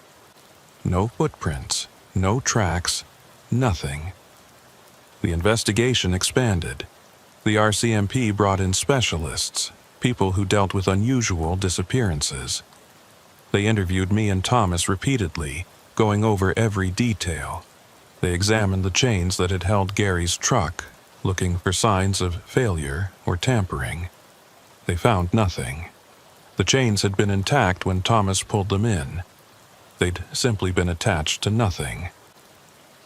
On the fourth day, I was sitting in the hotel in Tuktoyaktuk when Thomas knocked on my door. He looked terrible, like he hadn't slept in days, which he probably hadn't. "They found something," he said. "Robert wants us to come to the search headquarters." We drove over to the community hall, which had been converted into the search operations center. Inside, Robert was standing at a table covered in maps and printouts, along with Sergeant Doucette and a man I hadn't met before, older, with gray hair and sharp eyes. "This is Dr. Peter Aaltonen," Robert said, introducing the stranger. "He's a specialist in unusual phenomena. He flew in from Edmonton yesterday." Dr. Aaltonen shook our hands. "I understand you've both had a very difficult experience," he said, his accent revealing Finnish origins. "I'd like to show you something, if you don't mind." He pulled out a tablet computer and brought up a map. "This is the area where Mr. Henson disappeared. And these," he tapped the screen, bringing up a series of markers. "These are other disappearances that have occurred in the same general region over the past 30 years. There were dozens of markers, dozens. Some of these are probably normal cases," Dr. Aaltonen continued. "People who got lost in storms, had accidents, made mistakes. But some of them are anomalous. People who vanished without trace despite immediate search efforts. People whose vehicles were found in impossible locations. People who—" He paused. "People who reported seeing lights before they disappeared." "Gary saw lights," I said. "He told me he was going toward them." "I know. I've read the transcript of your radio conversation, and I've read the note you found. Mr. Thorne, Mr. Brightwell, I need to ask you both something. When you were out there during that storm, did either of you see anything unusual? Lights, shapes, anything that didn't seem quite right?" Thomas and I looked at each other. I thought back to that drive, to the whiteout, to the feeling of disorientation I'd had several times. Had I seen anything? I wasn't sure. "I saw something," Thomas said quietly. "Right before Gary disappeared, I saw... It was in my mirror, just for a second. Lights, but not like truck lights. More like aurora lights. But low, on the ground, moving. I thought it was just a reflection or my eyes playing tricks. Where were these lights? Behind me. Where Gary's truck was, or where it should have been." Dr. Aaltonen nodded, like this confirmed something. "I've been studying these disappearances for years. There's a pattern. They always happen during storms, during periods of extreme cold, in areas where the magnetic field is unstable. And witnesses, when there are witnesses, often report lights. Not regular lights. Aurora-like phenomena, but behaving in ways the aurora doesn't normally behave." "What are they?" I asked. He spread his hands. "I don't know. Nobody knows. Some researchers think it's a natural phenomenon we don't understand yet, some kind of interaction between the magnetic field and atmospheric conditions. Others think—" He trailed off. "Think what?" Thomas pressed. "Others think it's something else. Something that exists in the spaces between normal reality. Something that becomes accessible when conditions are right, when the boundaries are thin." I wanted to call it nonsense, wanted to dismiss it as superstition and pseudoscience. But I'd seen the evidence. I'd seen an intact truck chain attached to nothing. I'd seen a truck that had aged years in less than a day. I'd read a note from a man who said he'd been lost for days, even though we'd only lost contact with him hours before. "Can we get him back?" I asked. "If he's wherever he is, can we reach him?" Dr. Altonen's expression was sympathetic but not hopeful. In 30 years of documented cases, no one who's walked toward those lights has ever come back. "I'm sorry." We sat in silence for a long moment. Then Robert spoke up. "The search is being suspended. We've covered every square kilometer within a 10-kilometer radius. We found no trace beyond what we discovered on the first day. The RCMP is classifying this as a disappearance pending further investigation." "That's it?" Thomas said, his voice rising. "We just give up?" "We're not giving up," Sergeant Doucette said firmly. "The case stays open. If any new evidence emerges, if anyone reports seeing Mr. Henson, we respond immediately. But we can't keep 20 people out in the field indefinitely when we have no leads." I understood the logic, but it felt wrong. Felt like we were abandoning Gary. But what else could we do? We couldn't search forever. We couldn't check every square meter of the Arctic tundra. "I want to see where his truck was found one more time," I said. "Before I leave. Just me. Just to say goodbye, I guess." Robert looked at Sergeant Doucette, who nodded. "I'll drive you out there tomorrow morning," Robert said. "Conditions are good. Should be safe." The next morning, Robert and I drove out to the site. The sun was up, such as it was, and the visibility was perfect. We parked near the flags marking the location and walked to where Gary's truck had been found, though it had been moved to Tuktoyaktuk for forensic examination. I stood there on the empty tundra, looking north toward where Gary had said the buildings were. I couldn't see anything, just endless white rolling gently to the horizon. "You think he's still out there?" I asked Robert. "I don't know," he said honestly. "I've seen a lot of strange things in this territory. I believe there are places where the normal rules don't apply, where reality is thinner. My grandfather used to tell stories about them, called them threshold places, said you had to be careful around them, respect them, or they'd take you. Do you believe that?" He looked at me. "I believe that we don't understand everything about this world, and I believe that sometimes people step through doors they can't come back from." We stood there for a while longer, and then I heard it. Faint, almost inaudible, but there. A voice on the wind. Northbound. I looked at Robert. "Did you hear that?" He nodded slowly. "I heard something, but it could just be the wind." "No," I said. "That was a voice. That was the word I kept hearing on the radio during the drive. Northbound." Robert's hand moved to his radio. "We should go. Wait." I pulled out my own CB radio, one of the handheld units I'd brought from my truck. I keyed it, broadcasting on the frequency we'd been using during the convoy. Gary, if you can hear me, respond. This is Marcus. We're still looking for you." Static, wind, nothing. Then, so faint I almost missed it. "Can't come back, too far. They won't let me." My blood went cold. Gary, where are you?" "North, always north, following the lights. Beautiful lights. Can't stop." Don't follow." "Gary, we can help you. Tell us exactly where you are." "I don't know. Everywhere, nowhere. Time is wrong here. I've been walking for years, or maybe minutes. There are others, other drivers. They're all walking north, toward the lights. We can never reach them. We just keep walking." "Gary." The signal cut out. I tried calling again, over and over, but there was no response. Just the empty hiss of dead air. Robert put his hand on my shoulder. "We need to leave now." We got back in his truck and drove back to Tuktoyaktuk in silence. That night, I couldn't sleep. I kept thinking about Gary's voice, about what he'd said. Other drivers, all walking north, never reaching the lights, trapped in some place where time didn't work right.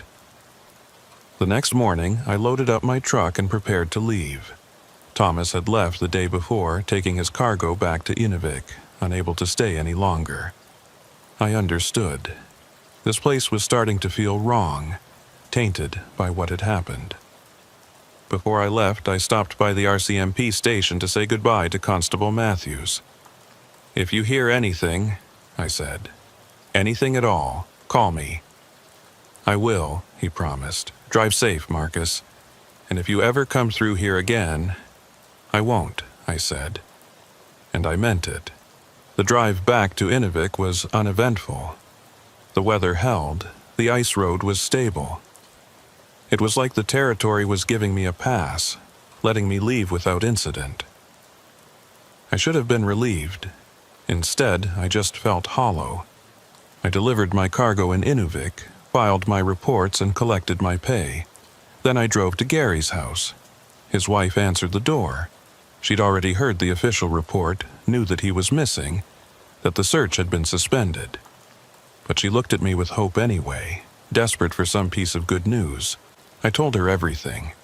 About the convoy, about the storm, about how he disappeared while chained to another truck, about the note we'd found, about the final radio message. I left nothing out. When I finished, she was crying. Not the loud, dramatic crying of television, but quiet tears that rolled down her face unchecked. "Do you think he suffered?" she asked. "No," I lied. "I think whatever happened was fast. I don't think he had time to be afraid." She nodded, wanting to believe it. "Thank you for coming. Thank you for telling me. The official reports, they don't tell you anything real, just facts and dates. But you were there, you heard him. I'm sorry I couldn't save him. You tried. That's more than most people would have done." I left her house and got back in my truck. I sat there for a long time, staring at nothing, before finally starting the engine and beginning the long drive south. 3 months passed. Spring arrived, though spring in the Arctic is barely distinguishable from winter. The temperatures climbed to the still frozen range, the days grew longer, and the snow began its slow retreat. I'd taken jobs in Alberta and British Columbia, staying far away from the north. I told myself it was about weather, about wanting easier routes. But I knew the truth. I was afraid of what I'd seen, of what had happened to Gary, of the voices on the radio that called out northbound like a summons. Then, one evening in early May, I got a call from Thomas. "Marcus, it's Thomas Brightwell from the convoy. Can we talk?" I pulled over at a rest stop and called him back. "Thomas, how are you?" "Not great," he admitted. "I need to tell you something. Something's been happening." "What kind of something?" "I've been seeing things, hearing things. On every run I do, especially if I'm driving at night or in bad weather. Lights in my mirrors that shouldn't be there. Voices on the radio calling my name. And last week..." He paused. "Last week, I saw Gary." My hand tightened on the phone. "You saw him? Where?" "I was driving outside of Yellowknife late at night. There was a figure on the side of the road hitchhiking. I passed him, and then I looked in my mirror, and it was Gary. I'm certain it was him. Same face, same build, wearing the same parka he had on that day. I hit the brakes, got turned around, went back to where I'd seen him, but he was gone. Just empty road." "You're sure it was him?" "As sure as I can be. Marcus, I think he's trying to reach us, trying to tell us something." "Or something's using his image," I said, the words tasting bitter. Dr. Altonen warned about this, about how the phenomenon might try to lure people back. "I know. But what if it really is him? What if he needs help? Thomas, Gary's gone. You heard the message. He said not to follow. We have to respect that. But, no. Listen to me. Whatever you're seeing, whatever you're hearing, you don't follow it. You don't investigate. You keep driving. You get to where you're going and you ignore it. Understood? He was quiet for a long moment. I don't know if I can do that. You have to. Because if you don't, you'll end up like Gary, and I can't lose another driver.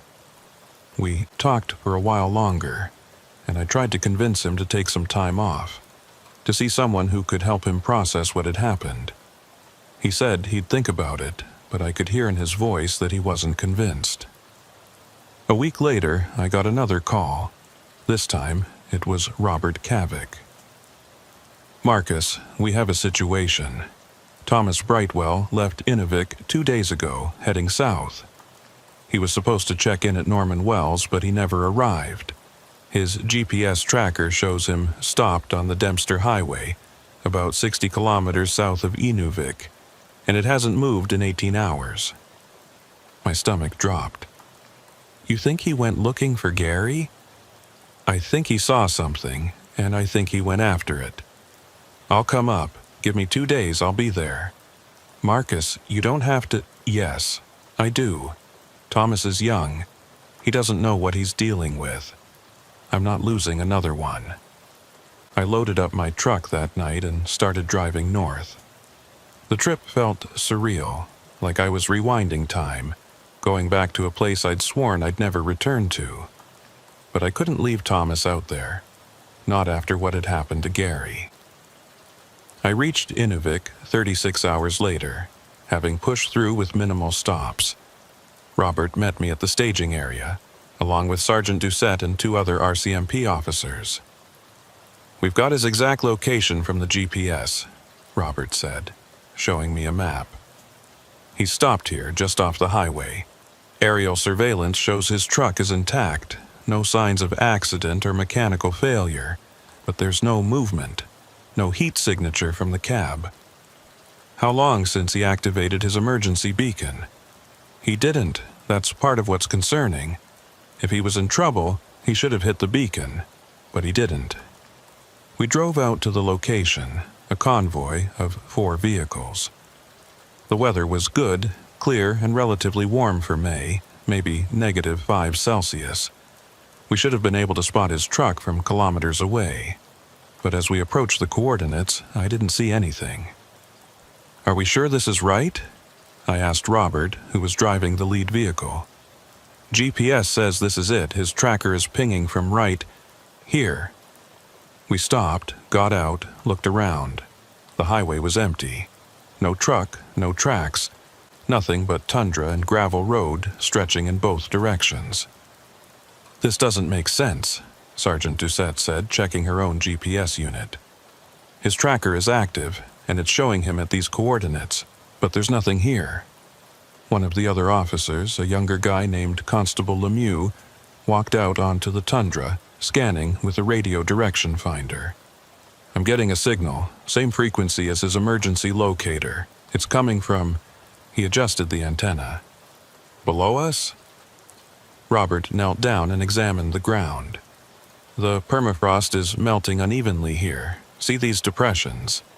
These could be thermokarst features, places where ice wedges have melted and created voids. You think his truck broke through? I think it's possible. But it would take extraordinary conditions. The permafrost here should be stable this time of year. We spread out, searching. And about 20 meters from the road, Constable Lemieux called out, "Found something!" We hurried over. He was standing next to a depression in the ground, maybe 3 meters across. And at the bottom of that depression, barely visible under a layer of dirt and melted vegetation, was metal, chrome, a mirror, Thomas's truck. It was sinking into the ground. How? I asked, staring at it. How is this happening? Robert shook his head. I don't know. This shouldn't be possible. The ground here is stable. There's no reason for thermokarst to form this quickly, and even if it did, a truck of that size should rest on the frozen layer below, not sink through. It's like it's being pulled down, Sergeant Doucette observed, like something underneath is drawing it in. We tried to approach closer, but the ground around the depression was unstable, threatening to give way. Robert called for specialized equipment, ground-penetrating radar, structural engineers. Within a few hours, a team arrived and set up. The radar results were impossible. According to the scans, Thomas's truck was approximately 15 meters below the surface, suspended in a void that shouldn't exist. The permafrost layers showed on the scan, solid and intact, but there was a vertical shaft through them, perfectly straight, leading down to where the truck was. It's like a tunnel, the engineer said, studying the readouts. But there's no physical evidence of a tunnel. The permafrost on either side is intact. The truck is just there, in a space that doesn't exist. They tried drilling down to it, but the drill kept hitting the permafrost layers, solid and impenetrable. They tried excavating from the side, but the ground was frozen solid. Every attempt to reach the truck failed, and inside the truck, according to the heat scanners, there was a human heat signature. Faint but present, Thomas was in there, 15 meters underground, in a space that couldn't exist, and we couldn't reach him. "We need to try something different," I said. "Something nobody's thought of yet." "Like what?" Sergeant Doucette asked. I didn't have an answer, but Dr. Altonen did. He arrived that evening, having flown in from Edmonton when he heard about the situation. He examined all the data, studied the scans, and then asked to speak with me privately. We walked away from the rest of the group out onto the tundra where we couldn't be overheard. "Marcus, I need to ask you something," he said. "When you were on that convoy, when Gary disappeared, you said you heard voices on the radio. The word northbound. Did you hear anything else? Any other messages?" I thought back. Gary said he heard voices calling his name. Thomas said he saw lights in his mirrors. And just before Gary disappeared, Thomas mentioned seeing something like aurora lights low to the ground. Dr. Altonen nodded. And now Thomas is trapped underground, in a space that shouldn't exist. Marcus, I think this is connected. I think whatever took Gary is now taking Thomas. But in a different way, slower, maybe. Or maybe it's adapting, learning. What is it? I told you before, I don't know what it is, but I've developed a theory. There are places in the Arctic where the magnetic field is weak, unstable. And in those places, when conditions are right, the boundary between our reality and something else becomes permeable. People can slip through, or things can slip through to us. How do we stop it? I don't know if we can, but I think we might be able to reach Thomas if we're willing to take a risk. What kind of risk? He looked at me seriously. The kind where you might not come back. He explained his theory. The truck had been pulled into a threshold space, a place between realities. The only way to reach Thomas was to enter that space ourselves, and the only way to do that was to deliberately position ourselves in the same conditions that had caused the phenomenon to occur. "You want me to drive out onto the ice roads during a storm?" I asked. "Create the conditions that led to Gary's disappearance?" "Not exactly. I want to be more controlled than that. We'll use the location where Gary vanished, where the phenomenon appears to be strongest. We'll monitor conditions carefully, and we'll have tether systems, ways to try to pull you back if something goes wrong." You're asking me to deliberately get caught by the same thing that took Gary. I'm asking you to try to reach a place where we can contact Thomas, where maybe we can guide him back. If we do nothing, that truck is going to continue sinking, and Thomas is going to die down there. I thought about it for a long time. Thought about Gary, lost somewhere in the white, walking toward lights he could never reach. Thought about Thomas, trapped underground in an impossible space. Thought about my 23 years of driving these roads, all the times I'd been lucky, all the close calls I'd survived. "I'll do it," I said. The next 2 days were spent in preparation.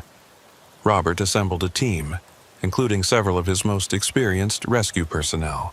Altonen brought in monitoring equipment, sensors to measure magnetic field fluctuations, atmospheric conditions, anything that might help us understand what was happening. We returned to the site where Gary had disappeared.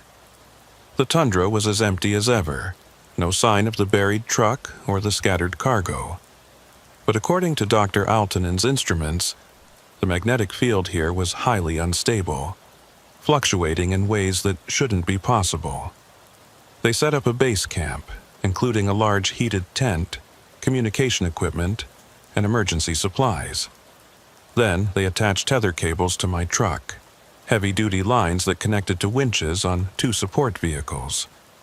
The idea was that if I started to disappear the way Gary had, they could pull me back before I was completely gone.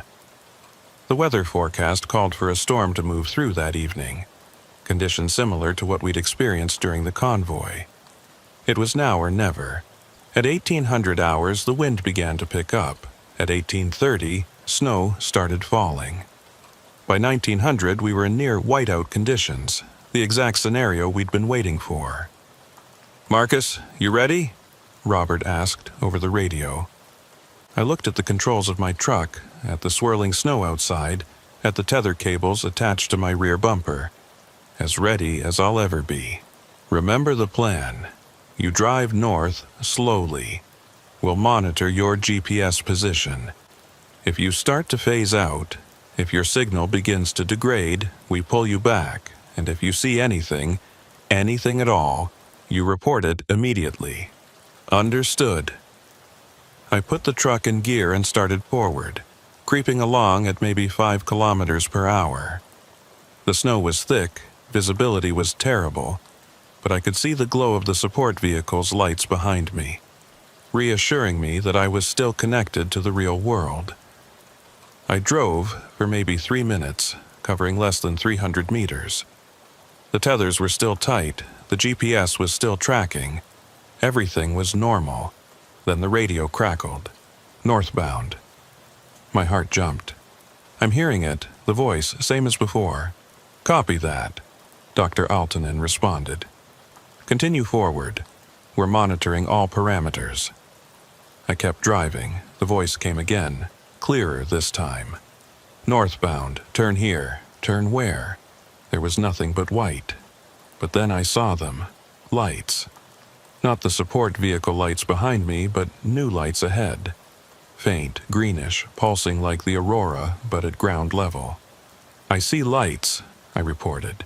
"Dead ahead, maybe 50 meters. They look like aurora lights, but they're on the ground." Gary saw similar lights, Robert said over the radio. "Do not approach them directly. Try to maintain distance." But the lights were moving toward me. Or maybe I was moving toward them. It was hard to tell. The boundary between motion and stillness seemed to blur. Then the temperature dropped. I watched my dashboard thermometer plunge from -15 to -40, then -60, then into readings that shouldn't be possible. -90, -100. "Temperature's dropping," I said, my breath fogging despite the heater running full blast. "Dropping fast." "Your GPS signal is degrading," Dr. Altonen reported. "You're starting to phase. We need to pull you back." "Not yet. I need to get closer to those lights. If there's a way to reach Thomas, it's through there." "Marcus, this is too dangerous. I'm going in." I drove toward the lights, and as I got closer, the world around me changed. The snow stopped falling. The wind stopped blowing. Everything became still, frozen in a moment that stretched like taffy. And then I was through. On the other side, the landscape was different. Still Arctic, still frozen, but wrong somehow. The colors were off, the shadows fell in directions that didn't match the sun's position, and the sky was a shade of purple-black I'd never seen before. "Can anyone hear me?" I said into the radio. Static, pure static. The tethers were still attached to my truck. I could see them trailing behind me, but when I looked back, they disappeared into a wall of white fog that marked the boundary I'd crossed. I drove forward slowly, scanning the strange landscape. And then I saw them. Figures, walking across the tundra. Dozens of them, maybe hundreds, all heading north. They moved in lockstep, not quite marching, but with a synchronization that was unnatural. I stopped the truck and grabbed my binoculars. Through them, I could make out details. They were people. Men and women, wearing various clothing from different eras. Some wore modern cold weather gear. Others wore older styles parkas from the 50s and 60s. A few were in even older clothing, furs and traditional garments. Drivers, lost drivers like Dr. Altonen had theorized. All of them walking north toward something I couldn't see. I scanned across the line of walking figures, and then I saw him, Gary. Still wearing his parka, still moving north, his face blank and expressionless. I grabbed the CB mic. Gary Henson, can you hear me?" He didn't react, just kept walking. I climbed out of the truck, the cold hitting me like a wall, and ran toward him. "Gary, it's Marcus, stop!" I got within 10 meters of him, close enough to see his face clearly. His eyes were open but unfocused, staring at something in the distance. His lips were moving, and I could hear him whispering, "North, always north. The lights. Beautiful lights. Gary, you need to stop. You need to come back with me." He didn't acknowledge my presence, just kept walking. I reached out to grab his arm, but my hand passed through him like he was made of smoke. He wasn't fully here. None of them were. They were caught between worlds, trapped in this place, walking forever toward something they would never reach. I heard an engine. Turning, I saw another truck approaching, also from the direction of the boundary. It pulled up next to mine, and the door opened. Thomas climbed out. "Marcus, what are you doing here? I came to get you. Your truck sank into the ground. You've been trapped. We need to get you out." He looked confused. "I haven't been trapped. I've been driving. I've been following them." He pointed at the walking figures. "They know where they're going. They're heading towards something important. Thomas, no. They're lost. They've been lost for decades, some of them. We need to leave now." "But Gary's there. Don't you see him? We can catch up to him. We can bring him back." I grabbed Thomas's shoulders, forcing him to look at me. "He's gone, Thomas. He's not really here. None of them are. They're just echoes, trapped in this place. If you stay, you'll become like them." "How do you know? Maybe they know something we don't. Maybe they found something." I could see the confusion in his eyes, the pull of whatever force had brought him here. The phenomenon was working on him, trying to keep him. "Thomas, listen to me. Your truck is sinking 15 meters underground in the real world. If we don't leave now, you'll die. You'll be trapped here forever." He blinked, and for a moment clarity returned to his eyes. 15 meters? That's not possible. None of this is possible. But it's happening. Now come on. We need to get back to the boundary before it closes. I pulled him toward my truck, and he followed, though I could feel resistance, like he was walking against an invisible current. We climbed into the cab, and I threw it in reverse, backing up toward where I'd come from. The wall of white fog was still there, but it was smaller now, shrinking. We were running out of time. "Hold on," I said, and hit the gas. We plunged into the fog and everything went white. I couldn't see, couldn't hear, couldn't tell which direction was up. The tether cables went taut, and I felt the truck being pulled, dragged backward through the boundary. Then, with a jarring thump, we were through. Back in the real world, in the storm, with the support vehicle's lights visible behind us. "We've got them!" I heard Robert shout over the radio. "Pulling them back!" The winches engaged, and my truck was dragged backward through the snow, away from the boundary. Thomas was sitting next to me, looking dazed and confused, like he'd just woken from a dream. We were pulled all the way back to the base camp, and the moment we were clear, the support crews swarmed the truck. They opened my door, checked us over, confirmed we were both alive and intact. Thomas was taken to the heated tent, wrapped in blankets, given hot fluids. I sat in my truck for a while longer, staring at the storm, at the place where I'd crossed through. The lights were gone now. The boundary had closed. Whatever window had opened was shut again. Dr. Aaltonen climbed into my cab, carrying monitoring equipment. "You were gone for 8 minutes," he said. "But according to your GPS log, you drove for 43 kilometers. That's impossible at the speed you were moving." "Everything about this is impossible," I said. "But I saw them. Dr. Aaltonen, there are hundreds of people there, trapped, walking forever.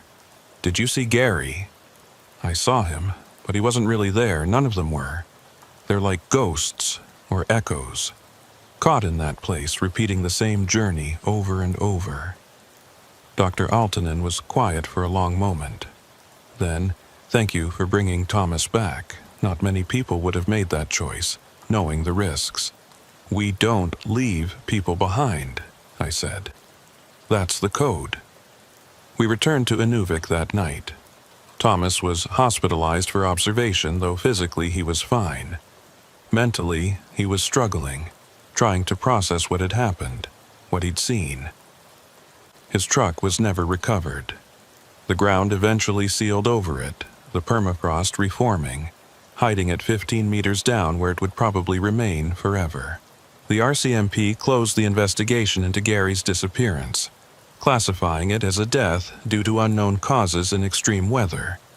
His wife received the official notification, along with his personal effects that had been recovered from the truck. I attended the memorial service 2 weeks later, standing in the back, listening to people talk about a man I'd briefly known, a good man who'd been taken by something we couldn't explain. Thomas recovered, physically at least, but he never drove in the north again. He moved south, took jobs in the lower provinces, and as far as I know, he never talked about what happened except in the briefest terms. As for me, I kept driving, took contracts in the Arctic, ran the ice roads when they opened, delivered cargo to the most remote communities in Canada. People asked me why, after what happened, I kept going back. I told them it was because I knew the roads, knew the risks. But that wasn't the whole truth. The truth was that I'd seen something out there. Something that took people, that trapped them in a place between worlds. And I felt like I had a responsibility to watch for it, to warn other drivers, to be ready if it ever opened again. Because Gary was still out there, somewhere, walking north toward lights he would never reach. And maybe, someday, I'd find a way to bring him home. 2 years passed. 2 years of normal runs, of careful driving, of watching for signs that never came. The phenomenon, whatever it was, seemed to have closed. No new disappearances were reported. No more drivers vanished from ice roads during storms. It was like the door had shut, and whatever was on the other side had lost interest in our world. But I never forgot. Every time I drove through that region, I watched the horizon, checked my instruments, listened to the radio static for voices that shouldn't be there. It was late February, almost exactly 2 years after the convoy, when I got a call from Robert Kavik. "Marcus, I need you to come to Inuvik. Something's happened." "What kind of something?" I can't explain over the phone, but it involves Gary. You need to see this. I drove up the next day, making the trip in record time despite the winter conditions. Robert met me at the RCMP station and his face was grave. 3 days ago, a hunter found something on the tundra, about 10 kilometers from where we lost Gary. He called it in, and we went to investigate. What was it? Robert pulled out his phone and showed me a photograph.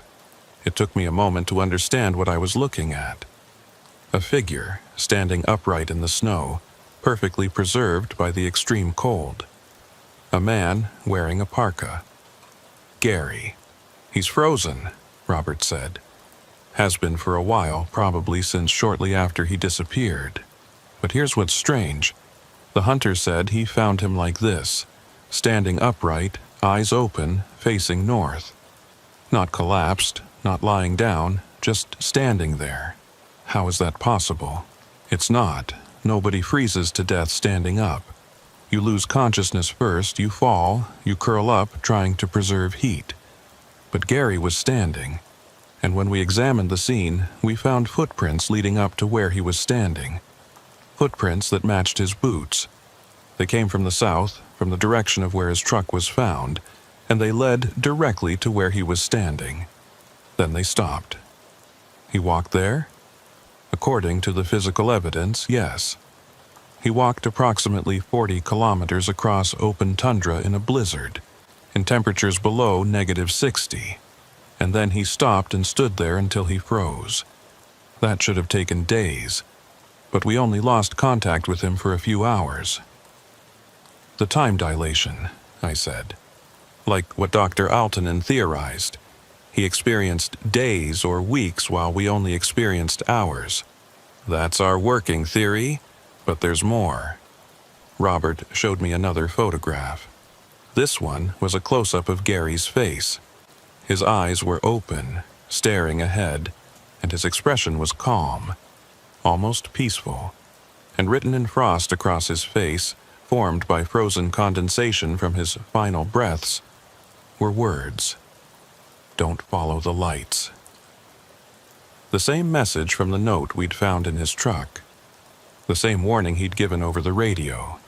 In his final moments, with the last of his strength, he'd tried to warn anyone who might find him. We brought him back to Inuvik, Robert said. Gave him a proper funeral. His wife was there, his kids. They finally got closure. But I thought you should know. Thank you, I said, for calling me.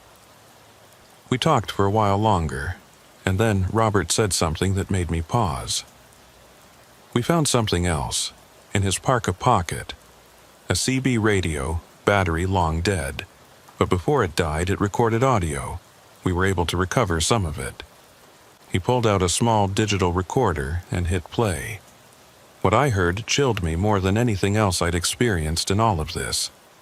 It was Gary's voice, talking to himself, describing what he saw. The recording was fractured, pieces of audio separated by static and silence, but what came through was terrifying. Walking for 3 days now, feet are numb, can't feel anything, but I have to keep going. The lights are ahead. They're calling me. Static. Passed someone today, another driver. He looked familiar, but I couldn't place him. He didn't respond when I called out, just kept walking. Static. I think I was wrong. The lights aren't getting closer. We're walking in circles. I can see our footprints. We've passed this spot before, days ago, but they're still ahead of us. Static. Realized something. We're not in the real world anymore. Or we are, but it's different. Time moves differently here. I've been walking for weeks, but my watch says it's only been 6 hours. How is that possible? Static. Others are starting to realize too. Some of them are stopping, trying to turn back, but they can't find the way. The boundary is gone. We're trapped here. Static. If anyone finds this, don't follow the lights. They're beautiful, but they're a lie. There's nothing at the end, just More walking. Forever and ever. We're caught in a loop.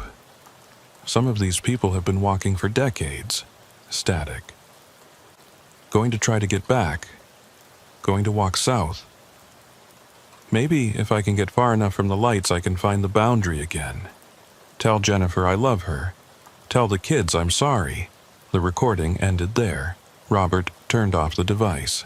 He tried to get back, I said. He recognized what was happening and tried to escape. And maybe he did, in a way. He made it back to our world, but the cold got him before he could reach safety. Or maybe the phenomenon let him go, I suggested. Maybe it was done with him. Or maybe he found the boundary and stepped through, but the price was that he couldn't survive the transition. Robert nodded. We'll never know for sure, but at least his family has closure. At least they know what happened to him. I stayed in Inuvik for Gary's funeral. It was a small service, attended by family, friends, and a few fellow drivers who'd known him over the years. Thomas flew up from British Columbia, looking older than his years, the experience having aged him in ways that weren't physical. After the service, Thomas and I stood outside in the cold, watching the sunset. Or rather, watching the sky grow darker, since this time of year the sun barely made it above the horizon before sinking again. Do you still hear it? Thomas asked. The voice on the radio. Sometimes, I admitted. Mostly when I'm driving alone, late at night, in bad conditions. Just that one word. Northbound. But I don't respond anymore. I just keep driving. I dream about it, Thomas said. About that place.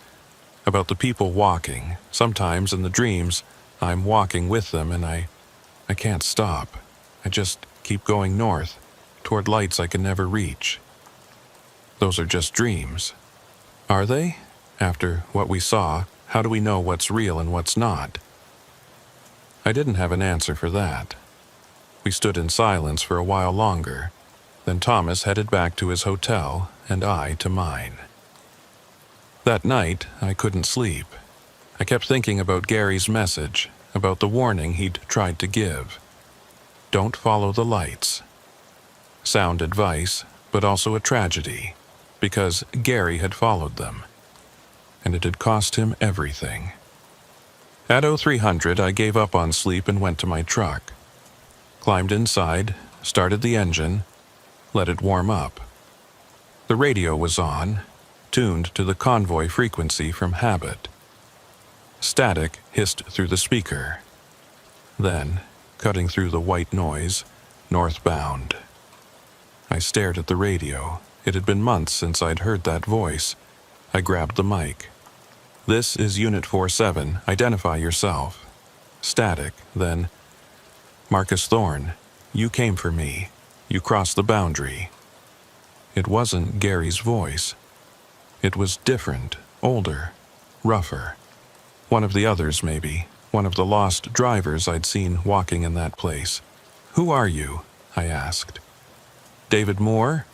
Been walking since 1987. Lost on the ice road in a storm, never made it home. 36 years ago. What do you want? To warn you. The boundary is weakening again. The storms are coming. More will be taken. You need to warn them.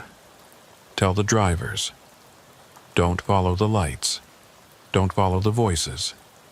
No matter what they promise, no matter how beautiful they seem, there's nothing at the end but walking. Forever. How do I stop it? How do I prevent others from being taken? You can't. It's part of the land now, part of the North. It takes what it wants. All you can do is warn people. Give them a chance to choose differently than we did. David, is there any way to help you? To bring you back? A long pause, then, we're too far gone. Been walking too long. We're part of this place now. But you still have a choice. You can stay away. You can avoid the storms, the ice roads, the places where the boundary is thin. You can be safe. But I won't, I said, because someone needs to watch. Someone needs to warn the others. Then you're braver than I was, or more foolish. Hard to tell the difference sometimes. The signal faded, dissolved back into static. I tried calling out again, but there was no response. David Moore, whoever he had been, was gone. Back to walking, back to that place between worlds where time moved differently, and the lights always beckoned from just beyond reach. I sat in my truck until dawn, thinking about everything that had happened, about Gary, about Thomas, about all the drivers who'd been lost over the years, about the phenomenon that took them, that trapped them in a loop they couldn't escape. And I made a decision. I would keep driving, keep watching, keep warning anyone who would listen, because someone had to. Someone had to be the voice that said, "Don't follow," even though most people wouldn't listen, even though the lights were beautiful and the voices were compelling. Over the next few months, I spread the word, talked to other drivers at truck stops, shared Gary's story, warned about the dangers of the ice roads during storms. Some people listened. Others thought I was crazy. But I kept trying because I knew the truth. The phenomenon was still out there, still taking people, and it would continue to take people as long as the Arctic existed, as long as there were storms and darkness and places where reality grew thin. But maybe, just maybe, I could save a few, could give them the warning that Gary never got, could help them choose differently. It was late March when I got my last call from Robert Kavik. "Marcus, I thought you'd want to know. We closed the investigation officially. Gary's case is resolved. Thomas has been cleared of any wrongdoing. It's over." "Is it?" I asked. Robert was quiet for a moment. "No, probably not, but officially it is. That's the best we can do." "Thank you, Robert, for everything. Take care of yourself out there, Marcus, and if you ever see those lights again, I won't follow them, I promised." We said our goodbyes, and I hung up. It was time to move on, time to get back to work. I had a load waiting, a run to make, and the roads were calling. But as I climbed into my truck and started the engine, I made myself a promise. No more convoys, no more driving with others during storms. If I was going to watch for the phenomenon, if I was going to put myself at risk, I would do it alone. I wouldn't take anyone else with me, because I'd lost Gary. I'd almost lost Thomas, and I couldn't bear to lose anyone else. The sun was setting as I pulled out of Inuvik, heading south. The road stretched ahead of me, dark and empty. The radio crackled with static, and somewhere in that static, faint but present, I heard it one more time. Northbound. But this time, I didn't respond. I just kept driving, eyes on the road, hands on the wheel, heading away from the north and whatever secrets it held. Because I'd learned the most important lesson the Arctic could teach. Some lights are meant to be admired from a distance. Some voices should never be answered, and some roads, once you start down them, you can never find your way back. Gary had followed the lights and paid the ultimate price. Thomas had almost joined him. David Moore and hundreds of others were still out there, trapped in that place, walking forever. But I was free. I'd crossed the boundary and returned. I'd seen what waited in that place between worlds, and I'd chosen to leave. And that choice, more than anything else, was what separated me from them. I drove through the night, putting kilometers between myself and the north. The storms stayed behind me. The darkness receded, and slowly, gradually, the temperature climbed. By dawn, I was in warmer territory where the sun actually rose and set properly, where reality felt solid and unambiguous, where the lights in the sky stayed where they belonged. And I kept driving, because that's what truckers do. We deliver our loads. We make our schedules. We keep the world moving, even when the world sometimes shows us things we can't explain. But every winter, when the storms come and the ice roads open, I think about Gary, about Thomas, about all the drivers who've been lost to the north. And I remember the warning: don't follow the lights, don't answer the voices, and never, ever believe that beauty and truth are the same thing. Because in the Arctic, in the darkness, in the storms, beauty is just another way to die, and the lights are always waiting, always calling, always promising something they can never deliver. Northbound. But I won't answer, not anymore.